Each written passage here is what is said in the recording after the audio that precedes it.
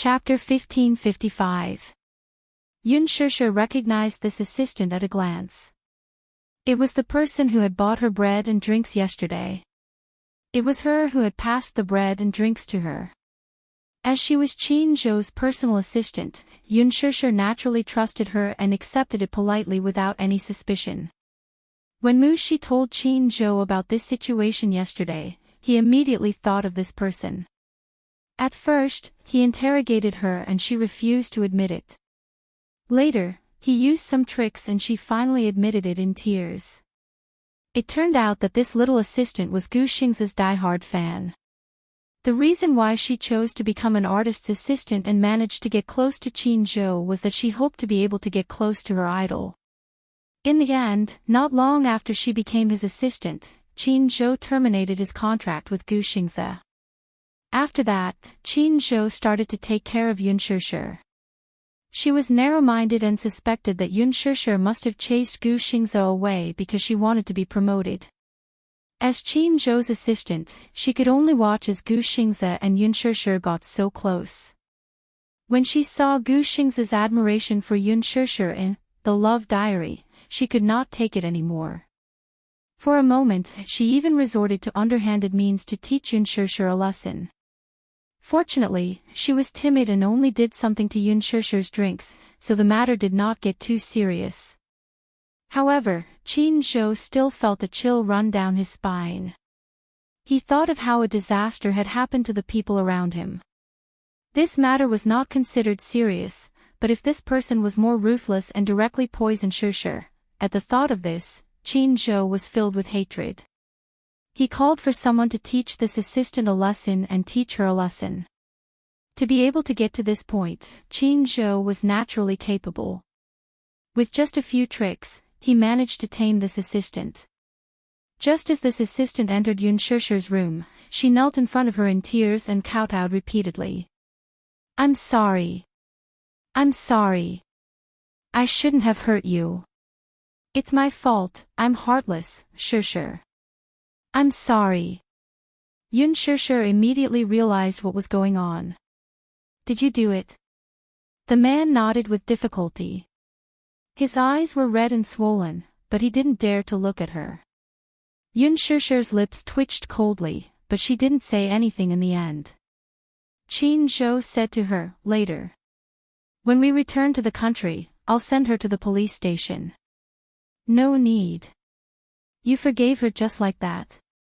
However, Qin Zhou was somewhat disapproving. "We can't let her off so easily. At most, we'll let her have a taste of what it's like to be poisoned." Yun Shusher replied blandly. "An eye for an eye, a tooth for a tooth." Hearing this, Qin Zhou smiled knowingly. Then, he said to his assistant, who didn't dare to raise her head, "Did you hear that? There's still some leftover drinks from you and Shusher yesterday. Finish them yourself." "Ah!" The assistant's eyes widened. "Oh my God." The drinks that Yun Shusher finished yesterday were still in her bag. More than half of the bottle was untouched. Yun Shusher was about to collapse from vomiting after drinking a few mouthfuls. Then, after she finished half of the bottle, wouldn't she have diarrhea and vomit? She would be tortured to death. Half of her life would be gone. She would rather be sent to the police station. Qin Zhou stared angrily and said, "Why? You're not willing." "I'm willing." Chapter 1556. The moment she finished the drink, her expression changed. She clutched her stomach in pain. She reacted quickly and violently. "Get out of here." Qin Zhou was still angry and kicked her. The assistant rolled on the ground and ran away. Yun Shusher gave her manager a teasing look and could not help teasing him. "Mr. Qin, I didn't expect that there would be a day when you make a mistake." Qin Zhou had a good eye for people. He did not expect that there would be such a troublemaker around him.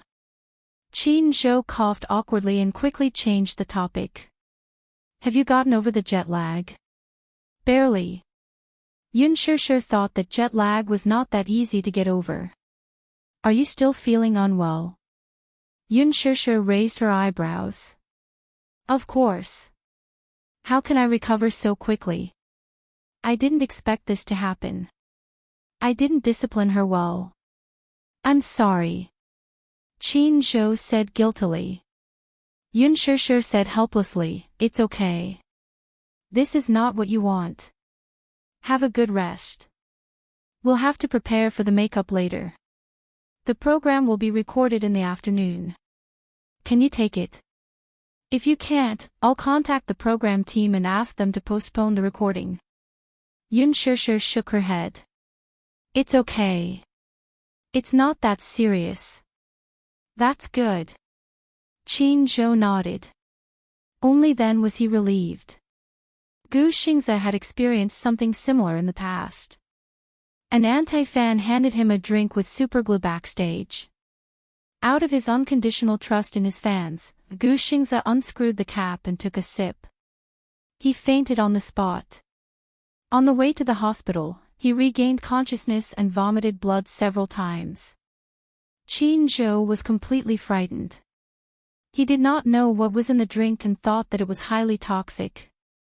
When he was sent to the hospital, it was diagnosed that the superglue in the drink had damaged the mucous membranes of his throat and esophagus. He was fine after a gastric lavage. However, his work had affected him greatly. He rested for more than 2 months before he recovered. Because of this incident, it caused a huge sensation. The funny thing was that the anti-fan was still underage. Under the pressure of public opinion, Gu Xingze even pleaded for the student to be forgiven by the law.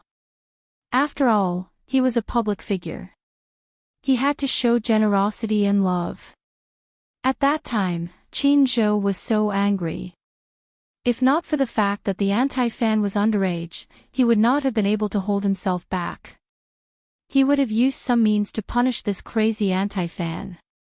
The doctor said that if he had been sent to the hospital a little later, the consequences would have been even more serious. Because of this incident, Gu Xingze had serious repercussions.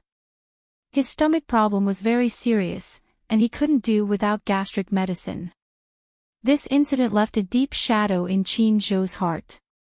He had once blamed himself deeply for this.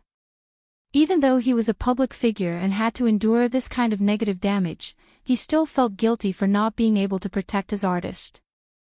Gu Xingze comforted him, saying that he had nothing to do with it. He was the one who had let his guard down and drank the drink handed to him by a stranger. However, Qin Zhou still couldn't let go of this matter. He was still brooding about it. Therefore, Yun Shushu's incident this time made him even more alarmed. It seemed that he needed to reorganize the people in his team. Otherwise, this kind of incident would happen again. He could not stand by and watch his woman get hurt a second time. The program team sent a message to Yun Shushu to get ready for her makeup. Chapter 1557. The stylist started to work on Yun Shushu's makeup for today's date. Because it was recorded in Paris, it had a romantic theme. In the first episode, Yun Shushu's stylish makeup caused a heated discussion on Weibo. Her flawless good looks made countless people become her fans. Yun Shushu's team spent a lot of money to hire a top styling team. Therefore, during this period of time, whether it was attending press conferences or opening ceremonies, Yun Shushu's stylish clothes always became a beautiful scene. For a time, she was in the limelight. Yun Shushu's facial features were very sculptural. Her facial features were deep and her eyes were exquisite. Together with her makeup, she was flawless. Her skin was very good. Therefore, she could do the makeup that many Asian actresses could not do. This time, for Louis Vuitton's endorsement blockbuster, Yun Shushu tried on a European retro look. Her deep-set eyes, seductive eyeliner, seductive gaze, and bright red lips were especially stunning. It caused an uproar in the fashion industry. Even Yun Shushu was stunned. Oh my God! It turned out that makeup could really change a woman's temperament. She always thought that she could not do such a thing. In the end, when the video was released, Qin Zhou, who had always been sharp-tongued, did not say anything. It was too beautiful. Her fashion sense was too strong. Qin Zhou could not help but think that he should start to make a bold and decisive move for her in the fashion industry. After the makeup was done, Yun Shishir edited the script and officially started to prepare for the filming. The film crew arrived and started to film. The script was designed for Yun Shishir to go on a second date with Gu Xingze in Paris. They went to the Eiffel Tower and the Louvre. Then, they had a passionate conversation in the most romantic restaurant. As the world's most famous romantic city, it was also one of the world's sexiest cities. Ernest Hemingway once said, "If you were lucky enough to live in Paris when you were young, then no matter where you go in the future, this memory will follow you for the rest of your life." The recording of the second episode of The Love Diary took a long time. Some scenes might only take a few minutes, but it took a lot of time to record. Even though it was a live recording, everything had to be done according to the script. If the director team was not satisfied, they would have to redo it. Because the hug between Gu Xingze and Yun Shishir when they met at the airport did not create a moving scene, the director directly cut it off and redid it. However, this was not the most tiring part of reality shows. Live recording, from the moment you open your eyes, there are cameras all around you. On the way to the rendezvous, cameras were installed at all four corners of the car. Yun Shishir felt a little uncomfortable. However, because they were in the middle of a recording, no matter how uncomfortable she felt, she could not show it. She could only endure the discomfort and force a smile. Gu Xingze, on the other hand, was keenly aware that she was not feeling well. What happened? He bowed his head and asked with concern, "You don't look good." As he spoke, he reached out and gently touched her face. His fingertips brushed against a layer of cold sweat. He could not help but frown. She was sweating, of course, it was not because of the hot weather. It was so cold outside the window. Cold sweat could only be because she was not feeling well. She was not feeling well. Chapter 1558. Therefore, her posture was a little stiff when they hugged. The director was not satisfied, so he asked for a retake. Gu Xingze actually said lines that were not in the script in front of the camera. Yun Shishir's brain suddenly stopped working. She did not know how to answer. "You're sweating," Gu Xingze reminded her. He took out his handkerchief and carefully wiped the cold sweat on her forehead. His eyes could not hide his love for her. Yun Shishir looked up and caught a flash of heartache in his eyes. She could tell that he was not acting. He really cared about her. Yun Shishir's heart skipped a beat. Her shoulders shrunk a little, and it was clear that she was a little conflicted. Gu Xingze's expression froze. Her movements were very small. At an angle that was not easily seen by the camera, she said, "No," to his intimacy and concern. Her body language told him that this was just a reality show.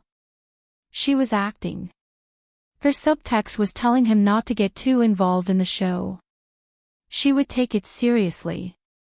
Gu Xingze felt a sharp pain in his heart. However, he saw her smile slightly and said slowly, "I just arrived in Paris not long ago. I'm still jet-lagged. Because of today's date. I was a little nervous last night. I didn't have a good rest." This was the content of the script. There was not a single extra word. Gu Xingze's eyes dimmed. He was a little disappointed. She was actually resisting him. Gu Xingze adjusted his anxious mood. However, his face showed a flawless smile. He continued to record according to the content of the script. After a day of recording, Yun Shishir returned to a sweet home. The production team had set up an apartment in Paris. It was called Sweet Home. There were more important scenes to be recorded in this apartment. Yun Shishir returned to her room. Naturally, there were cameras in the room. She went into the bathroom and took a shower. After putting on a bathrobe, she came out and put on a facial mask. Then, she said goodnight to the camera and went to bed. She usually didn't have the habit of wearing facial masks. In this aspect, she seemed to be more lazy. However, for some reason, even though she didn't have the habit of diligently maintaining her skin, the quality of her skin was still too good. However, the reason why Yoon Shusher was wearing a facial mask on the show was because Chin Zhou had accepted a facial mask advertisement. So, she naturally had to show it on the show. After turning off the lights, Yoon Shusher did not fall asleep immediately. Although her eyes were closed, her mind was filled with complicated thoughts. The look in Gu Xing's eyes still lingered in her mind. In fact, the superstar did not make it as obvious as he did in today's show during the previous filming. In the past, he had always restrained himself and kept his complicated feelings for her buried in the bottom of his heart. However, during today's recording, his emotions were a little out of control. In his eyes, there was an ambition that she had never seen before. It was the kind of undisguised ambition. It made her heart skip a beat. She had never seen Gu Xingze like this before. She felt that he was different from before. For a moment, she lay in bed and couldn't fall asleep for a long time. Many thoughts were running through her mind. Hence, the next morning, when Qin Zhou and the stylist knocked on the door, they saw Yoon Shusher with dark circles under her eyes. "You didn't sleep well last night." Qin Zhou looked at her as if he had seen a ghost. Yoon Shusher sighed and said, "I couldn't sleep." Qin Zhou frowned and asked, "Is there something on your mind?" Chapter 1559. Qin Zhou furrowed his eyebrows. "Is there something on your mind?"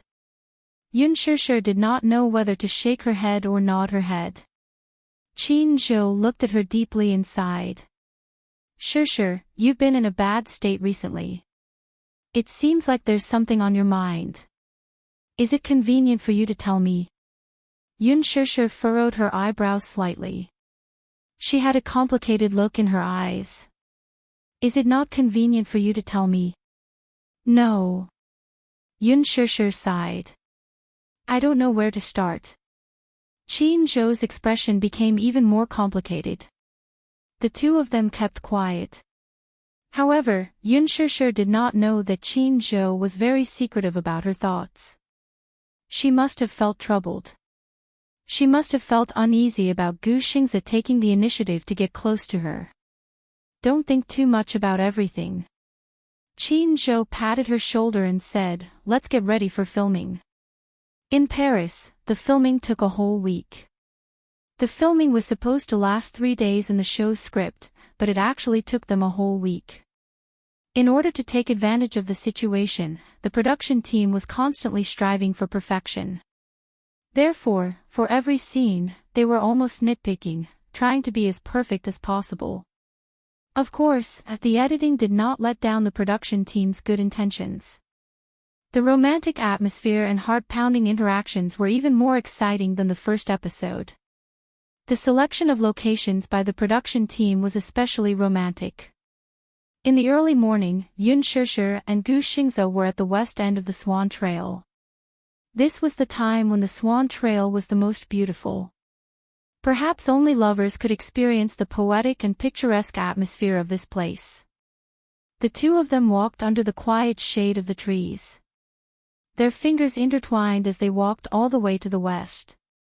The cameraman especially used silhouettes, so the editing effect was as beautiful as a painting. Every frame was as perfect as a portrait. In the evening, Gu Xingze brought her to the Misty Trail.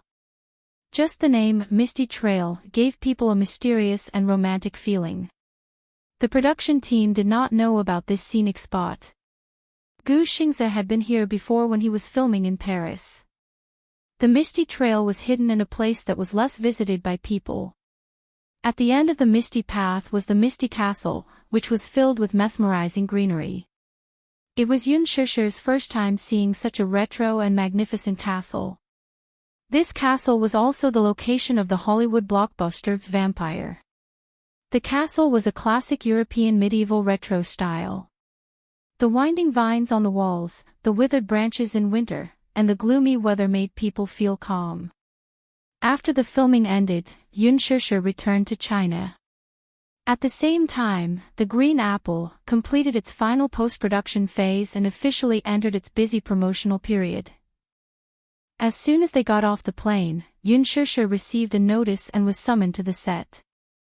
Qin Zhou brought her to report to the set of Lethal Beauty without stopping to rest. The filming of Lethal Beauty was about to start. At Hingdian Studios, all the staff members had already arrived. Many of the main creators had joined the cast one after another. Yun Shusha was the last to arrive. Because of this, when director Gu heard that Yun Shusha was late by a day, he slammed the table in anger. Director Gu was especially dissatisfied with Yun Shusha's late arrival. However, Qin Zhou repeatedly explained that due to conflicting schedules and the delay of the filming in Paris, she joined the cast one day late. A newcomer who just debuted is so arrogant.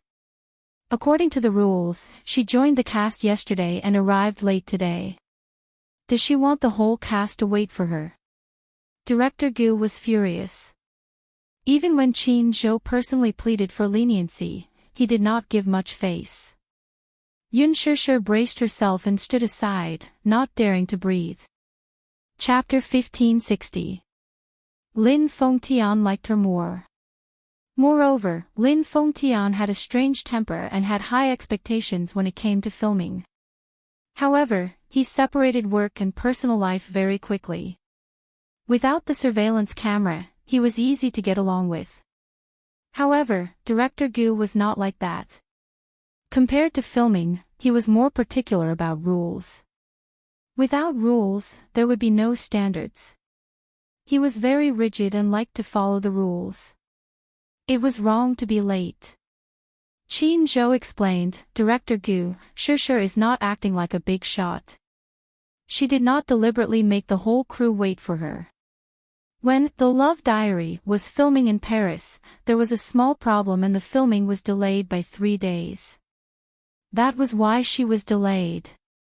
Director Gu did not have the patience to listen to him. He waved his hand and said sternly in front of everyone, Qin Zhou, you don't have to say more. You should know me. I like people who are focused. Filming is filming. If you're late, you're late. If you're late, you're late. Yun Shusha is your artiste and a newcomer with good qualifications. However, it doesn't mean that I will relax my expectations of her just because we're good friends. Impossible. I treat you fairly, no matter who you are. Qin Zhou nodded. He could tell that there was a hidden meaning in Director Gu's words. He smiled and said, Director Gu, you're right. Shusha may be a newcomer, but she's very humble. You can teach her as much as you want. I'm usually very strict with her. She's a simple child but she really loves acting. You don't have to say anything. She'll definitely work hard. If she doesn't listen to you and the crew, you can just tell me. Director Gu narrowed his eyes but did not say anything. He was very satisfied. Qin Zhou's words were giving him face. Actually, there were many people in the crew and their relationships were complicated. Therefore, he had to be careful about what he said, even if he was the director. Yun Shusha was late and Qin Zhou ran over to greet him. Although he was angry, he did not lose his temper. After all, they had been friends for many years. His outburst earlier was just for show. After all, the other staff members were present, and so many eyes were watching. If someone was late, he would just brush it off with a few perfunctory words. Where would his prestige come from? After all, he couldn't treat them differently, right? The other actors and crew members were present, including Lin Ji. He was the director and the most important person in the crew, so he had to show his authority. However, Qin Zhou accepted it with a smile on his face, helping him smooth things over. Moreover, Director Gu liked obedient actors and he also approved of Yoon Shusher. Now that she had established her reputation, it was time to stop while she was ahead. Therefore, after exchanging a few pleasantries with Qin Zhou, he waved his hand and asked the staff to arrange a room for Yoon Shusher. After arranging the rooms, it was time to prepare the luggage. Yoon Shusher made a report and went back to get some thick clothes. After a while, the temperature would drop, and the clothes she had brought to Paris were too thin. Director Gu approved. Just as Yoon Shusher was about to head home, she received a call from Mu Yaja. Have you returned? Yes, I just got off the plane. Where is it? I'll pick you up. No need. Qin Zhou sent me home. Chapter 1561. Unfortunately, they were only together for a short while before they were separated for a long time. She would not be able to return home for a few months while she was filming. She spent more time apart than together. Occasionally, she could apply for leave to go home, but it was only for a short while before she had to rush back to the set. In addition, during the promotional period for The Green Apple, she had to fly around the country for road shows. She really wanted to cherish every second of her time. Mu Yaja sat in the car with a slight smile on his face. She was back. He wished he could descend from the sky and hug her tightly. He missed her. He could not hold back the longing in his heart. With one hand on the steering wheel, Yoon Shusher's apologetic voice came through the Bluetooth earpiece in his ear. But I went back to get some thick clothes. I'm leaving soon. Leaving? The smile on his face froze. He raised his eyebrows and looked a little angry. Where are you going again? The word again made Yoon Shusher's heart tremble slightly. Where are you going again? This question was not considered a question, but it stunned her. She missed him too after not seeing him for 7 days. It was only 7 days, but it felt like a century. When she was in Paris, she could only communicate with Mu Yaja through text messages. Because it was a live show, all calls were prohibited. Therefore, she could only stare at the screen and imagine him on the other end of the phone as she looked at the lifeless words on the screen. He felt the same way. He had not heard her voice for 7 or 8 days. He had held back his longing for her until today. Yesterday, she sent him a text message saying that she would be back today. When he heard the news, he felt his heart beating faster for the first time in his life. Therefore, when he arrived at the office early in the morning, even Min Yu was surprised. A few days ago, when Mu Yaja was in the office, his face was gloomy and cold all the time. His eyes were filled with anger that he had nowhere to vent. Many of his assistants and subordinates felt especially depressed when they entered his office. They lowered their heads and did not even dare to breathe. However, this morning, they could tell that their boss was in a good mood. Even though he pretended to be calm on the surface, his heart was filled with anticipation for her return. Therefore, in the afternoon, he deliberately ended the meeting early. On his way home, he heard the words, "I'm leaving soon." Where was she going? Mu Yaja could not help but feel a little angry. He stopped the car by the roadside and frowned. He held himself back from venting his anger on her over the phone. Was work that important? She was so important that she could ignore his feelings. For the first time in his life, he hated her work so much. That day, she left for Paris to film a show. In the morning, she called him to inform him that she was going. Her tone was careful, and she only said that while she was in Paris, she was not allowed to call him and could only send him text messages. At that time, he felt dissatisfied. "You're my woman. Now you're in Paris, filming a reality show with another man, and you're asking me not to call you. Yoon Shusher, you don't think this is too much, do you?" Yoon Shusher was stunned. There was a long silence on the other end of the phone and no one spoke. It was obvious that she felt guilty and guilty. After a long silence, she said, "I'm sorry." Muyaja did not want to hear her sorry, so he hung up the phone. Chapter 1562. Initially, he had wanted to give her the cold shoulder. However, after just one night, he started to miss her and sent her a text message. She replied with an emoji. The text message was very boring. Looking at the black text on the white background, he could not stop imagining her expression. She was finally back in the country. While he was jumping for joy, she said that she was going home to get her clothes and was about to leave. Where was she going? As an artiste, she was busy with work and rarely spent time with her family. Although the pay was high, did he care about it? He let her work and do what she liked to do to give her respect. However, this did not mean that he did not care. He cared a lot. He did not like it when she used the time that belonged to him to spend on work. Was it because of that little pay of a few million yuan? He had so much in just a few minutes. But he missed her. He missed her all the time. It was not just a few minutes. Yun Shishir held the phone tightly and listened to the man's heavy breathing. She knew that he must be very angry, but he could not bear to throw a tantrum at her and was trying his best to hold it in. Just as she was feeling guilty, Muyaja asked in a deep voice, "Did you miss me?" "Yes, stay with me tonight. Don't go anywhere." Yun Shishir frowned and said, "The production team notified me to join the set. I applied for leave to come out, so I have to go back to the set after getting my clothes." Muyaja hung up the phone in frustration. As she listened to the continuous beeping sound from the receiver, her eyes welled up with tears for a moment. When she reached home, the two little munchkins were sitting in the living room and watching TV. The moment they saw her, the two little fellows rushed over and squeezed into her arms. The little guy was still growing. Yun Shishir noticed that he had grown a little taller in the 7 days she had not seen him. He had obviously grown a little taller.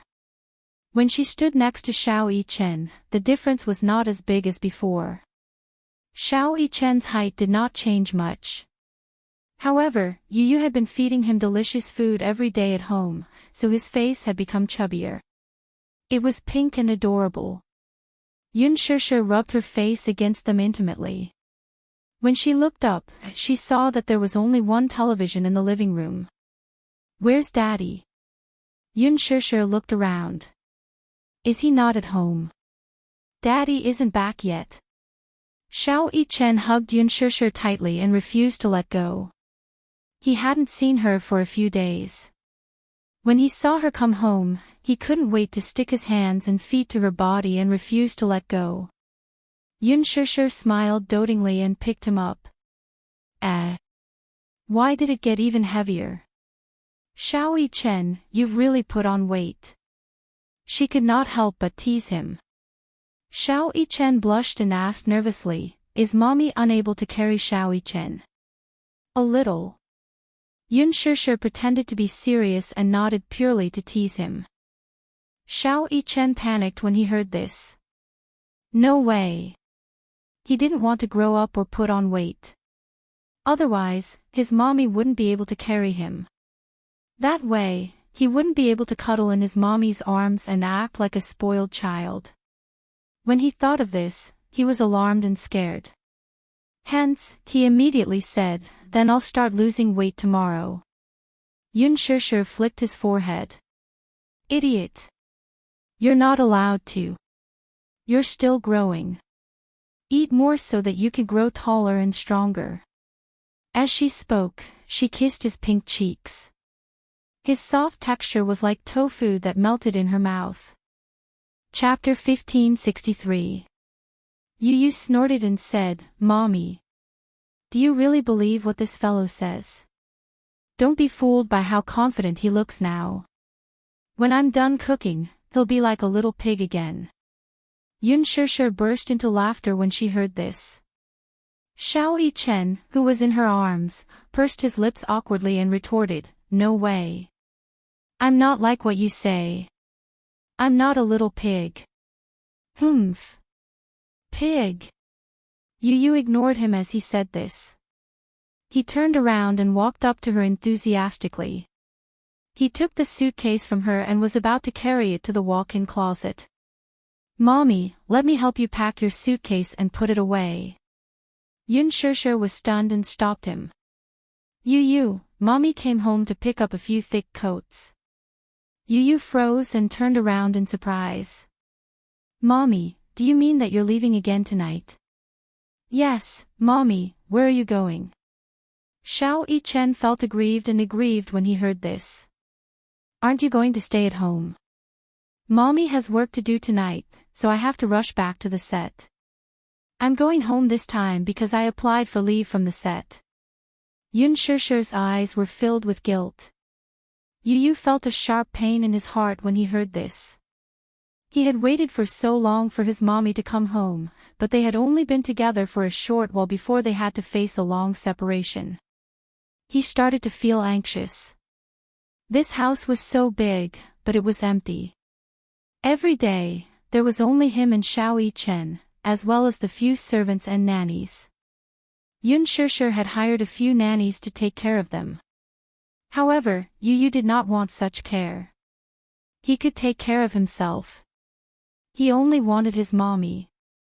He instinctively opened his mouth and wanted to say, Mommy, don't work anymore. I'll take care of you, okay? However, when the words reached his throat, he didn't know how to say them. Yu took a deep breath and dropped her hands weakly. She had no choice but to drag the suitcase into the walk-in closet and take out all the clothes that Yun Shusher had brought to Paris. Then, she took a few thick cotton-padded jackets and put them in. When Yun Shusher carried Xiao Yichen into the walk-in closet, she saw Yu stuffing some first-aid medicine into her suitcase. Mommy's physique wasn't very good. In winter, it was easy for her to catch a cold. Therefore, in addition to warm clothes, he also put some medicine. Yu was so meticulous that she even put in the knee pads. He knew that his mommy was going to film a period drama. It was going to be winter soon. He was worried that his mommy's costume would be too thin and her knees would catch a cold. No matter how big or small, he would take care of everything for her. He was only worried that this careless and stupid mother of his would only care about filming and not take care of herself when filming. Therefore, he had to take care of everything for her sake. As Yu tidied up the suitcase, he muttered, Can I take leave from the filming crew? What's wrong? There's a parent-teacher conference during the semester. Mommy, can you attend it? Before Yun Shusher could speak, Yu suddenly slapped his head and said, How could I forget that Mommy can't attend it? Yu lifted his head and looked at her hesitantly.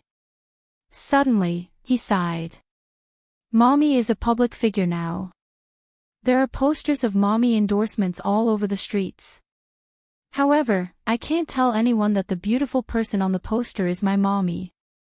When Yun Shusher heard this, her heart ached terribly. Chapter 1564. He chased after the car for a few steps before Xiao Yichen held his hand and they went home.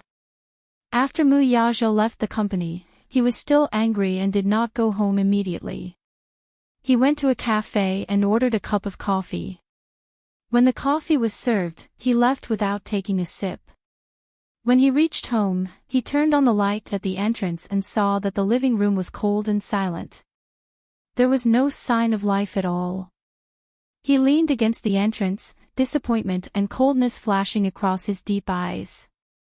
He walked to the sofa and sat down, letting his body sink into the sofa. She was not home.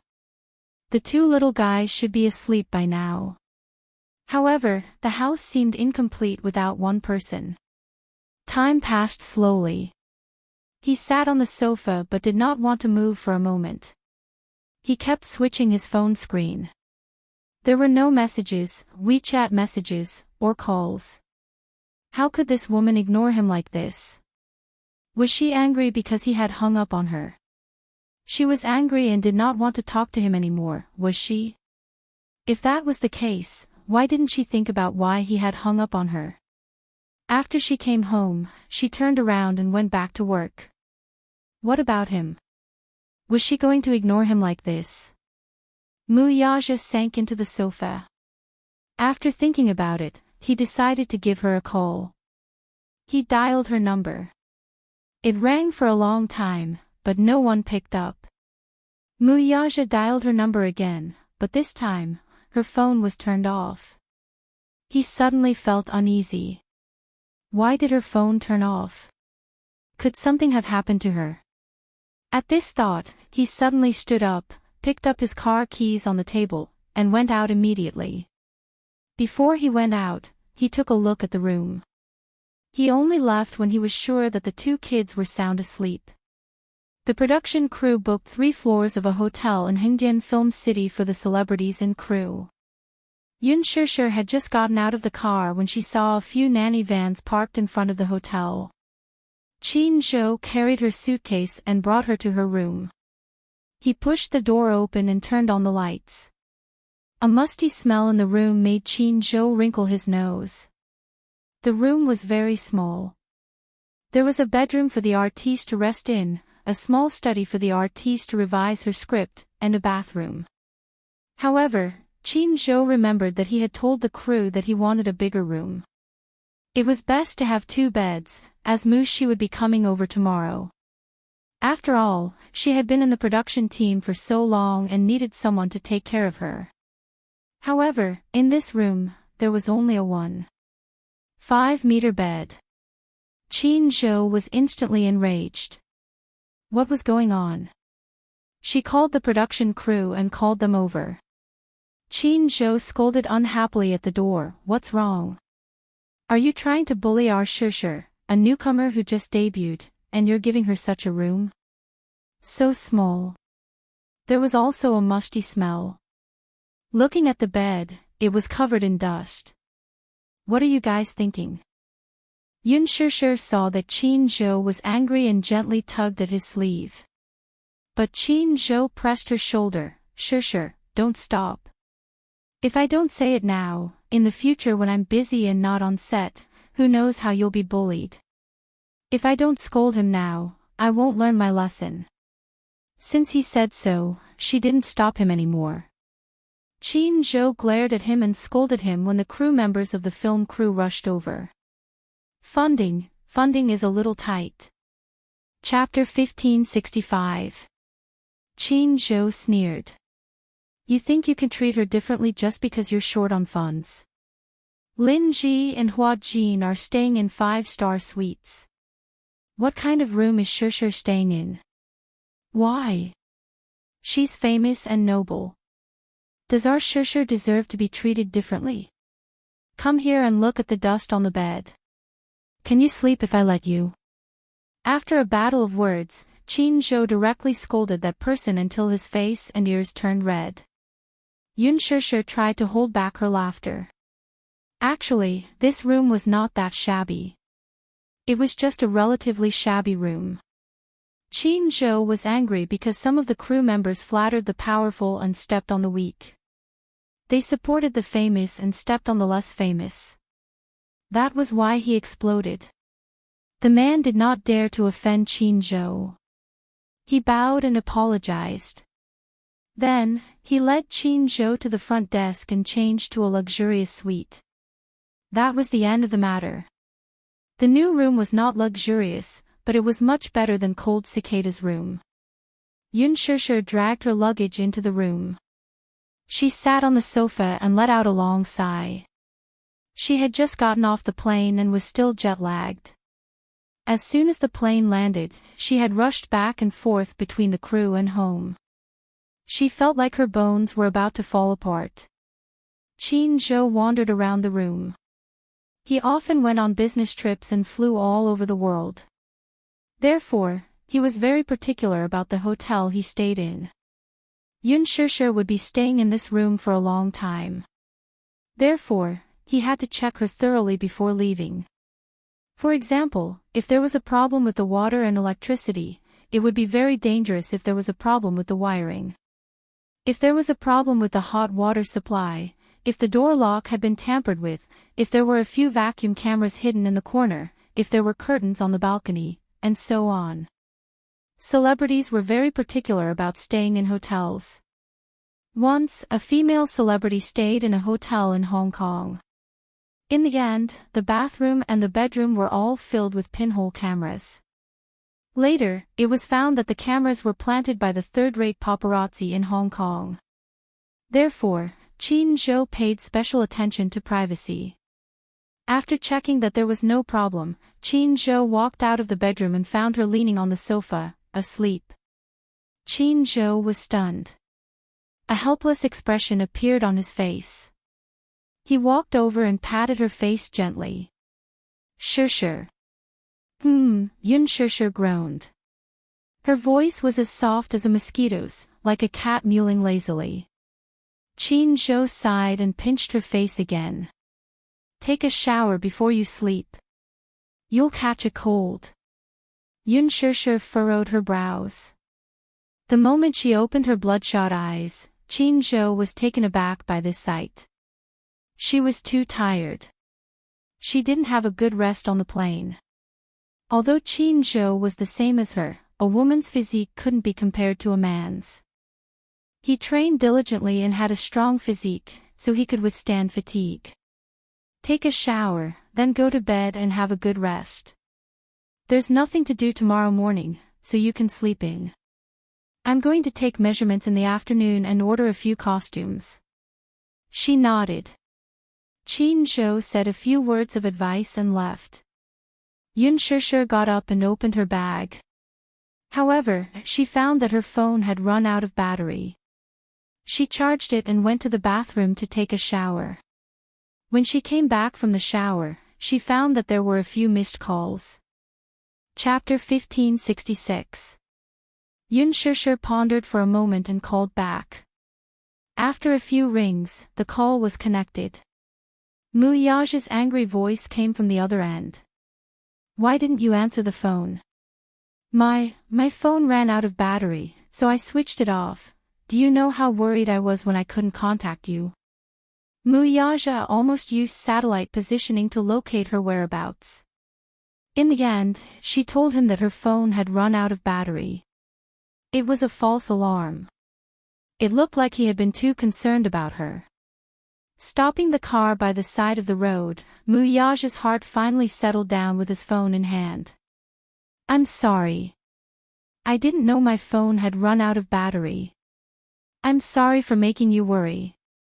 On the other end, Yun Sure's voice sounded guilty and weak. She sounded like a child who had done something wrong and was very careful. Mu Yage kept quiet for a moment. He was angry, but he couldn't bear to vent it on her. Hence, he suddenly said, It's okay. I was just worried that something might have happened to you. Okay, then I'm tired. I want to rest now. Yun Sure was really tired. Hence, she was eager to go to bed and rest. However, Mu Yage didn't say anything. Okay. Go and rest. After that, he didn't wait for her response and went silent. Yun Sure said good night and hung up the phone. She tried her best to lift her heavy feet and threw herself onto the bed. When she covered herself with the blanket and her head hit the pillow, she fell asleep almost instantly. Mu Yage sat in the car in a daze for a while. Then he stepped on the accelerator and drove back to Xiangdi Walk. In the next few days, Yun Sure was so busy that she felt dizzy and disoriented. In the entertainment industry, it seemed like there was no limit to how glamorous she could be, but behind the scenes, there was a lot of bitterness. The next day, she slept until noon. Then she got up and put on makeup. In fact, she didn't have the habit of putting on makeup. However, now that she was on set, there were always reporters coming to visit her. Qin Zhou requested her to put on makeup whenever she went out and not to go out without makeup. Yun Sure had just finished her lunch when she was dragged by her manager to get her measurements taken for custom-made clothes. Her several sets of clothes were more complicated, and the construction period was faster, but it would still take half a month. After ordering the clothes, it was time for dance training. There were a few dance scenes in the play. Yun Shishir had some foundation in dancing, but she needed some advanced training. The production crew hired a master dancer to train her and Lin Ji. For the next few days, he was so busy that he didn't even have time to take a breather. After returning to the hotel, she took a quick shower and went to bed. As a result, she only remembered to reply to Yu Yu's message the next morning. On this day, when Mu Yaja woke up and opened his eyes, he saw Yu Yu lying beside his bed. She was smiling brightly and her eyes were filled with flattery. "Daddy! You're awake." As she spoke, Yu Yu blinked her eyes in an extremely flattering manner. Her long and black eyelashes fluttered, looking especially beautiful. Mu Yaja was taken aback. "Daddy, did you have a good sleep last night?" The little guy kept flattering and asking about his well-being. Mu Yaja stared at him. Then, he said in a deep and hoarse voice, "It's not good to offer a treasure for no reason, Daddy, you're wrong. I can't rape you, nor can I steal from you. However, there is indeed something that I need to discuss with you." Chapter 1567. Mu Yaja raised an eyebrow when he saw how serious he was, as if he had something important to discuss with him. "What is it?" "Daddy, it's like this." With that, he snuggled into his father's blanket and lay on his chest with a grin. Cupping his cheeks, he fawningly gave him 2 kisses before asking with smiling eyes, "My dear Daddy, are you free today?" "No." "Woo," Yu Yu frowned when she heard that. "Can't I apply for leave?" Mu Yaja pondered for a moment. "You can, but it depends on what it is." "Oh." He couldn't help but pinch Yu Yu's rosy cheeks and raised an eyebrow. "Don't keep me in suspense. Just tell me, what's the matter?" "There's a parent-teacher conference this afternoon." Actually, Mommy's information was not logged in when I entered the school, so the teachers couldn't contact my parents. This time, at least one of my parents has to attend the parent-teacher conference. "You can't go." Yu Yu said worriedly, "Actually, I also feel that the parent-teacher conference is just a formality. There's no need to go." In the past, before Mommy entered the entertainment industry, she always attended every parent-teacher conference. But now, her identity is special and she can't show up. So, I can only ask Daddy for help. "Okay. Okay." Mu Yaja agreed. "What time in the afternoon?" Yu Yu immediately replied happily, 2 in the afternoon. "Okay. I'll be there in the afternoon." "Okay. I'll wait for you at the school." "Do you know the school's address?" "Yes." "Mwah. Daddy is so obedient." Yu Yu was satisfied and kissed him again. She was in a good mood. "But can you promise me something when you go to the parent-teacher conference?" "What is it?" Yu Yu winked and said, "Keep a low profile." Mu Yaja was amused. "How do you want Daddy to keep a low profile?" "At the very least, don't be too ostentatious. Don't drive those luxurious cars here. I don't want the teachers in the school to think that I'm a rich second generation." Mu Yaja was amused. "Isn't that so?" "Humph." Even if he was, he didn't want others to gossip about him. "It's so annoying." With that, Yu Yu smiled and said, "Daddy, rest for a while more. I'm going to make breakfast. I'll wake you up at 8 o'clock. Where's Xiao Yichen?" "Morning jog." He and Xiao Yichen woke up early every day. Xiao Yichen was in charge of walking the dog, while he was in charge of breakfast. The division of labor was clear. When Mu Yaja woke up, the 2 little guys had already been picked up and sent to school. Today is Friday. It had been 7 days since Yun Shishir joined the cast. Another 7 days passed. In total, it seemed like he hadn't seen her for half a month. Every day when he slept alone on the big bed, he felt that half of his arms were empty. He couldn't get used to it. Once he got used to the warmth of a person, he couldn't get used to the coldness of sleeping alone. When he met her, he didn't feel that it was lonely and cold to sleep alone. However, every time he returned home, he would look at the dark room and the empty big bed. He felt that the room was dark and oppressive. He resisted the urge to call her, but she didn't send him a message either. Was she that busy? Chapter 1568. Minyu heard from the film crew that she had been practicing her dance diligently. Apparently, she spent most of her time in the practice room. So busy. He sighed in his heart. Then, he sneered and felt a chill in his heart. In a fit of pique, he told himself that he had to give this ignorant woman the cold shoulder. He wanted her to have a taste of what it felt like to be ignored. The parent-teacher conference was originally scheduled for 2 in the afternoon. Muyaja calculated the time and decided to deal with everything in the morning. If he could, he would move the meeting forward. If he couldn't, he would postpone it to the next day. He took Yu's words to heart. Hence, he called Minyu and asked him to find a low-profile car. Minyu frowned. "Boss, I don't understand what you mean. What are you planning to do?" Muyaja coldly glanced at him. "I'm asking you to find me a car that's more low-key. Low profile.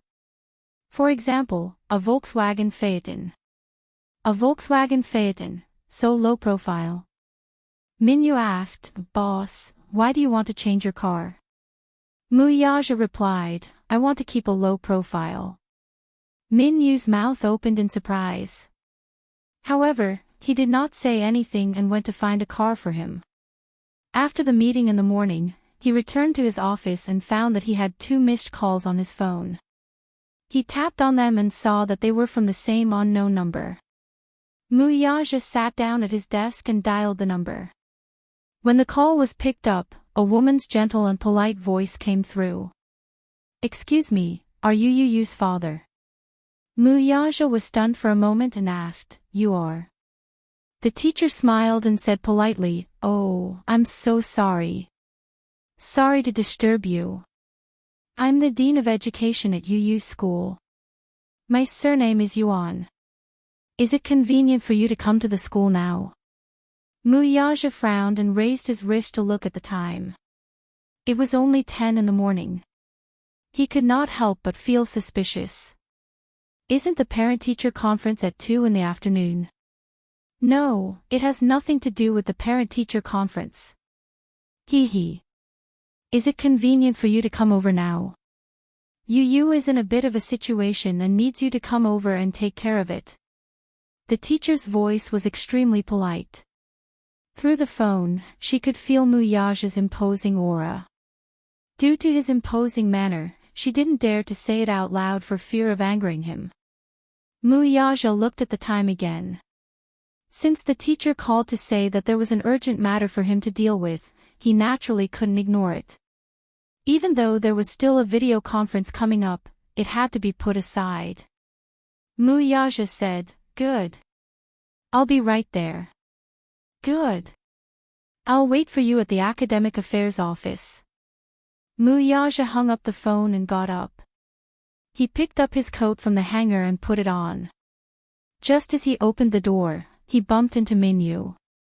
He was holding a few proposals and documents from the conference. He had already organized them and was about to go to the conference. However, when he looked up, he saw Muyaja ready to go. He was a little surprised. "Boss, aren't you hot wearing so much? The heater is on in the conference room." Muyaja said decisively, "I'm going out. Postpone the conference until I come back." Chapter 1569. Minyu anxiously said, "If there's an emergency, leave it to me." Muyaja gave him a side glance. "Are you going to attend my son's parents' meeting?" Minyu. "I dare not." Muyaja snorted. "Then, hurry up and postpone the meeting." Minyu rushed over at once. F***CK. "So, it's the little master's parents' meeting. He mistakenly thought that Xiao Yichen had caused trouble in school again. In fact, Mu Yaja usually did not attend any parent-teacher conferences or parent-teacher conferences that Little Yichen's school had invited. Mu Yaja had always been absent from Xiao Yichen's parent-teacher meetings. Hence, in a sense, Yu Yu's parent-teacher meetings were Mu Yaja's first parent-teacher meetings in his life. When Mu Yaja arrived at the school, the main gate was closed. It was the fourth period of the morning. He parked his car in the parking lot and entered the school. When he reached the administrative office, he could hear the commotion coming from inside, even from outside the door. Among the noisy crowd, only a middle-aged woman's voice was particularly sharp and piercing. "Where are Yintianyo's parents? Haven't they arrived yet? Didn't they say that they'll be here soon?" If I have to say, this child's parents have no sense of responsibility at all. Their child bullied a classmate in school and caused trouble, yet as his parents, they're still not here to settle the matter. How infuriating. A gentle voice hurriedly consoled her. "Madam Lin, please calm down." "Director Wu, you're still telling me to calm down.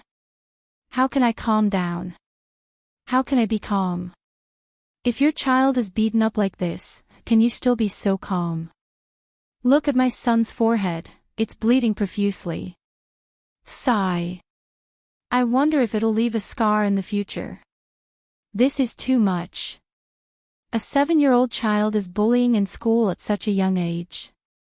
If he's like this now, what will happen when he grows up?" Yun Tianyu looked refined and polite on the surface, but who would have thought that he would do such a thing? "In my opinion, when he grows up, he will definitely be the scum of society." The teacher's voice was slightly dignified. "Mama Lin, your words are too much."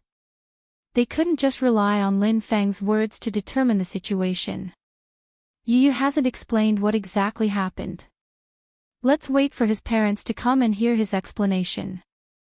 However, the woman didn't listen to what the teacher said at all. She said unreasonably, "What's there to explain? It was wrong to hit someone.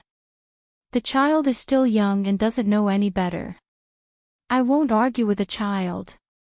But when his parents came, they had to give me an explanation. Otherwise, there's no way this matter will end just like that." At the same time, there was the sound of someone slamming the table in the office. The person was obviously furious. "Mrs. Lin, please be quiet. The other teachers are in class. Don't disturb the children in the other classes. We will definitely handle this matter fairly for you." Ha! It's good that you know. The school was a place to teach and educate people.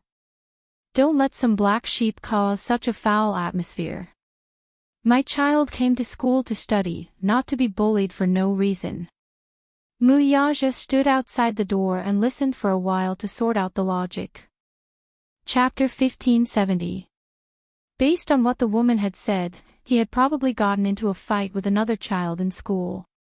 Hence, the teacher had called him to come to the school to settle the matter. Why would you get into trouble for no reason? He was introverted and did not like to get into fights with others. Why would he hurt another child for no reason? At this thought, Mu Yaja knocked on the door. "Please come in." Mu Yaja pushed the door open and walked in. He saw that the large office was filled with people. Among the unfamiliar crowd, a middle-aged woman was holding a child with bandages on his forehead. The child's eyes were red and swollen, as if he had been crying. He was nestled in the woman's arms and looked aggrieved. Yu Yu, on the other hand, was sitting next to a teacher in a white shirt with a badge on her chest. Compared to the teacher, who was in a terrible fix, Yu Yu was calm and unperturbed. From the beginning to the end, he acted as if nothing had happened and remained silent.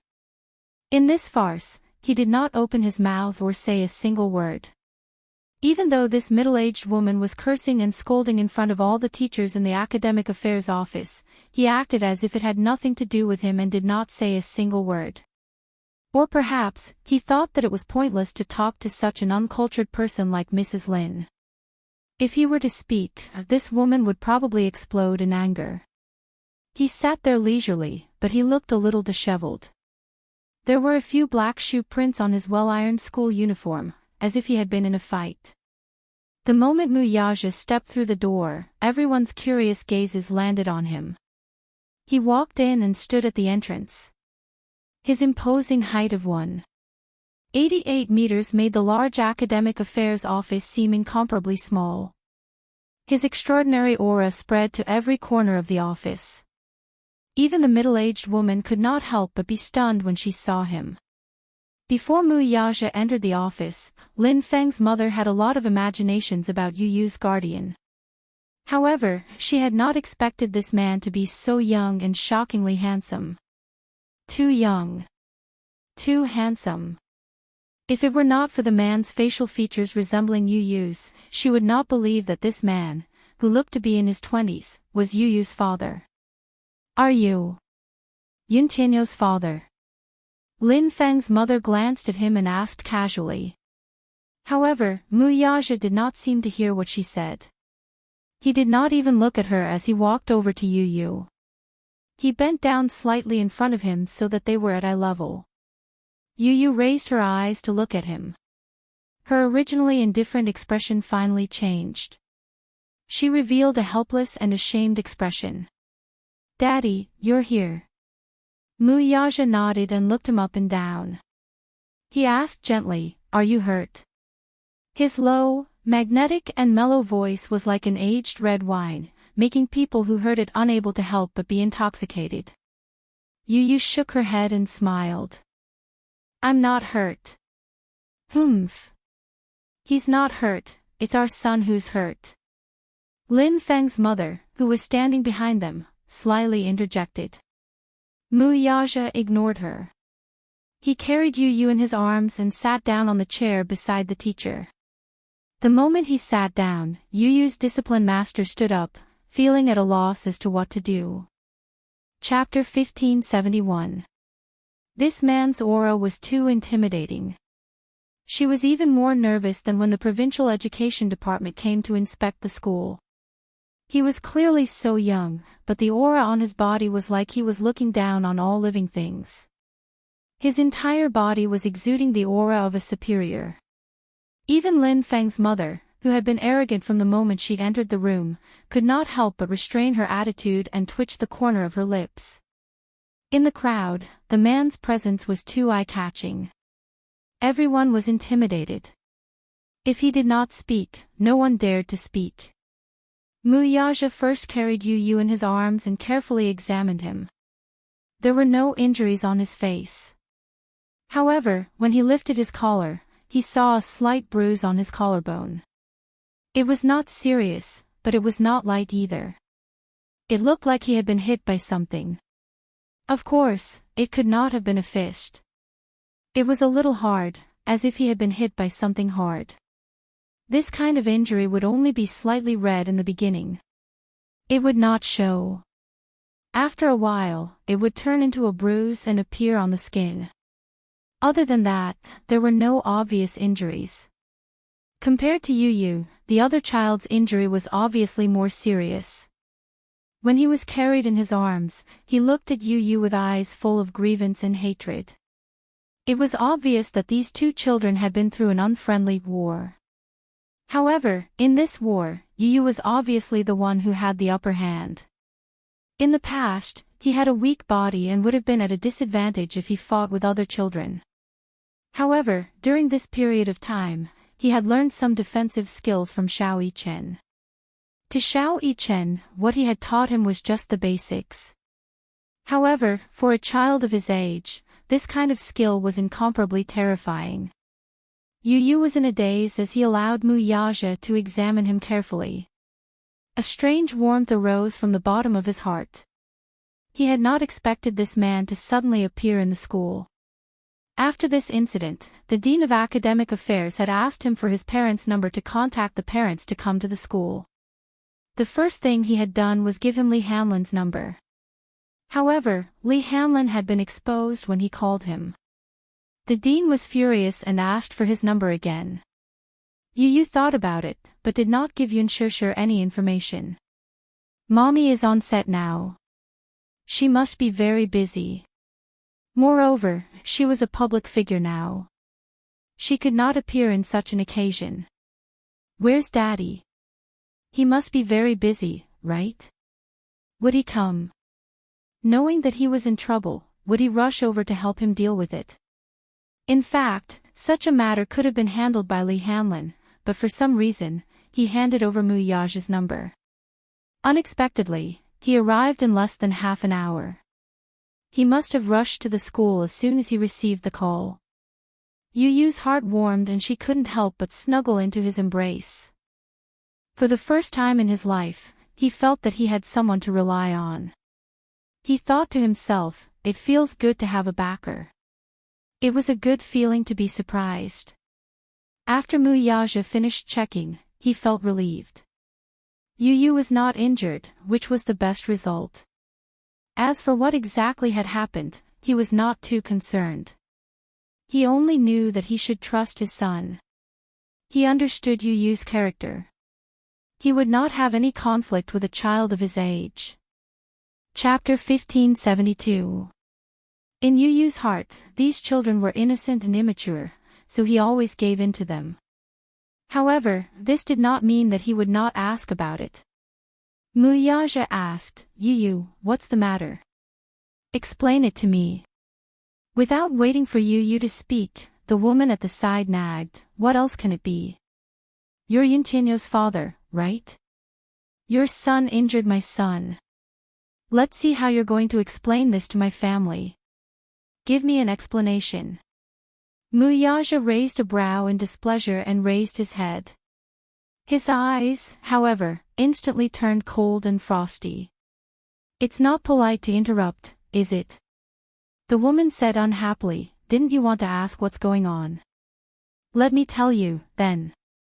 I'm asking my son, not you. Mu Yaja looked at her expressionlessly. His cold and sharp eyes were as sharp as ice blades. So, don't interrupt. You. The woman widened her eyes in anger and looked at him in disbelief. She then said to the discipline master, Teacher. Look. Look at him. This person. He's so rude. The discipline master, however, was secretly criticizing her. Who's the rude one here?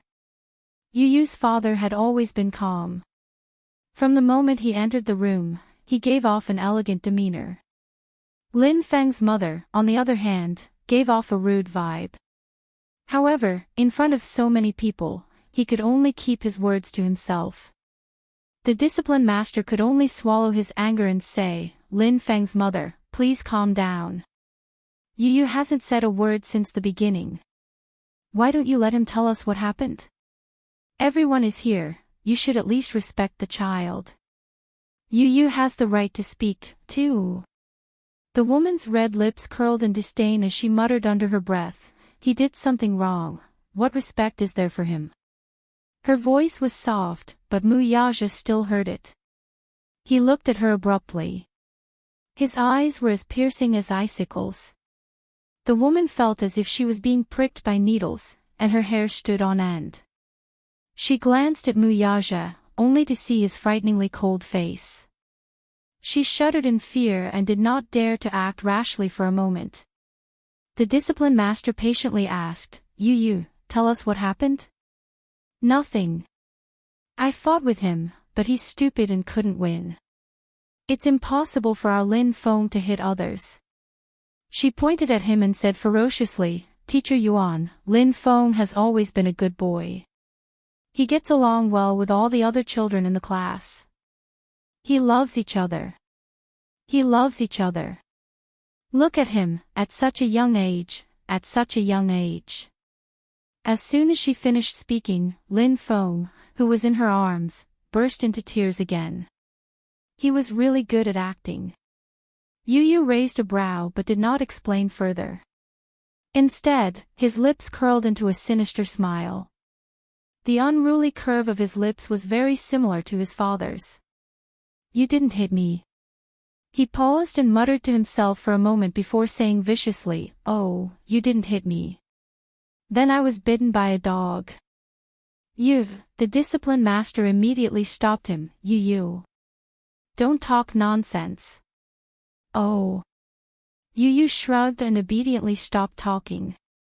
He did not want to lower himself to the same level as a childish guy. Anyway, he admitted that he had hit him. Chapter 1573. His mother had taught him from a young age that he could not lie. At the same time, as a man, he had to bear the consequences of his actions. He had to be responsible and responsible. He had always kept that in mind. He had never forgotten it. Muyaja asked again, "Who started it?" "Him." Yu pursed her lips. "He started it?" "Yes." "Then you fought back?" Yu said truthfully, "Yes, he started it. He hit me with a pencil case. I was in pain, so I fought back." "So you injured him?" Muyaja's gaze was deep. Yu stuck her tongue out and nodded. She did not forget to explain seriously, "Daddy, it was legitimate self-defense." The man immediately raised his head and saw Mrs. Lin flatly deny, "Our Feng didn't start it. It's clearly your son who started it. He doesn't admit it and even hit back. He's slandering us."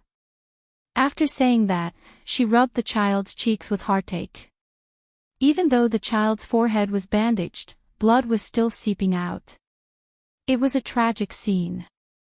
Sigh, my baby Feng has never been wronged like this since he was young. I don't know if this injury will heal or not. Will it leave a scar? It's on his face. Teacher Yuan said, "Mrs. Lin, the injury on Lin Feng's forehead is not serious. Maybe it will heal in a few days. It probably won't leave a scar. The wound is quite shallow. Let's not make it so embarrassing. Harmony is the most important thing, right? Harmony is the most important thing." Mrs. Lin frowned. "Teacher Yuan, it's easy for you to say that. Harmony is the most important thing. You say that the wound is shallow. Oh, it's not serious. It's not serious because it's not serious. So we're just going to let it go." "Fine.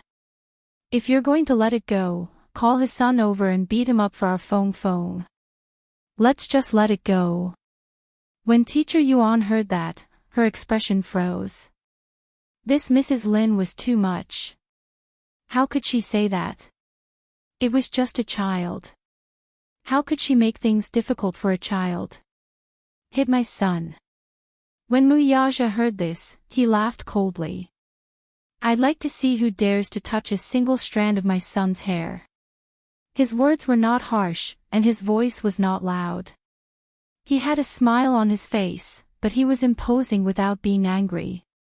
When these words came out, everyone who heard them felt their scalps go numb. Their children don't know their manners, but their parents don't know either. Yu said, "Daddy, don't lower yourself to their level. There are so many pairs of eyes in the class who made the first move. What's there to quibble about? Lin Feng attacked first. I let him have his way at first, but he became more and more aggressive, so I had to fight back. In the end, he made the first move, but in the end, he still couldn't beat me." "How promising." Frightened by his words, the teacher hurriedly stopped him. "Yu, don't talk so much." She had always known that Yun Tianyu was a mature child who surpassed his peers. He was responsible, and humorous.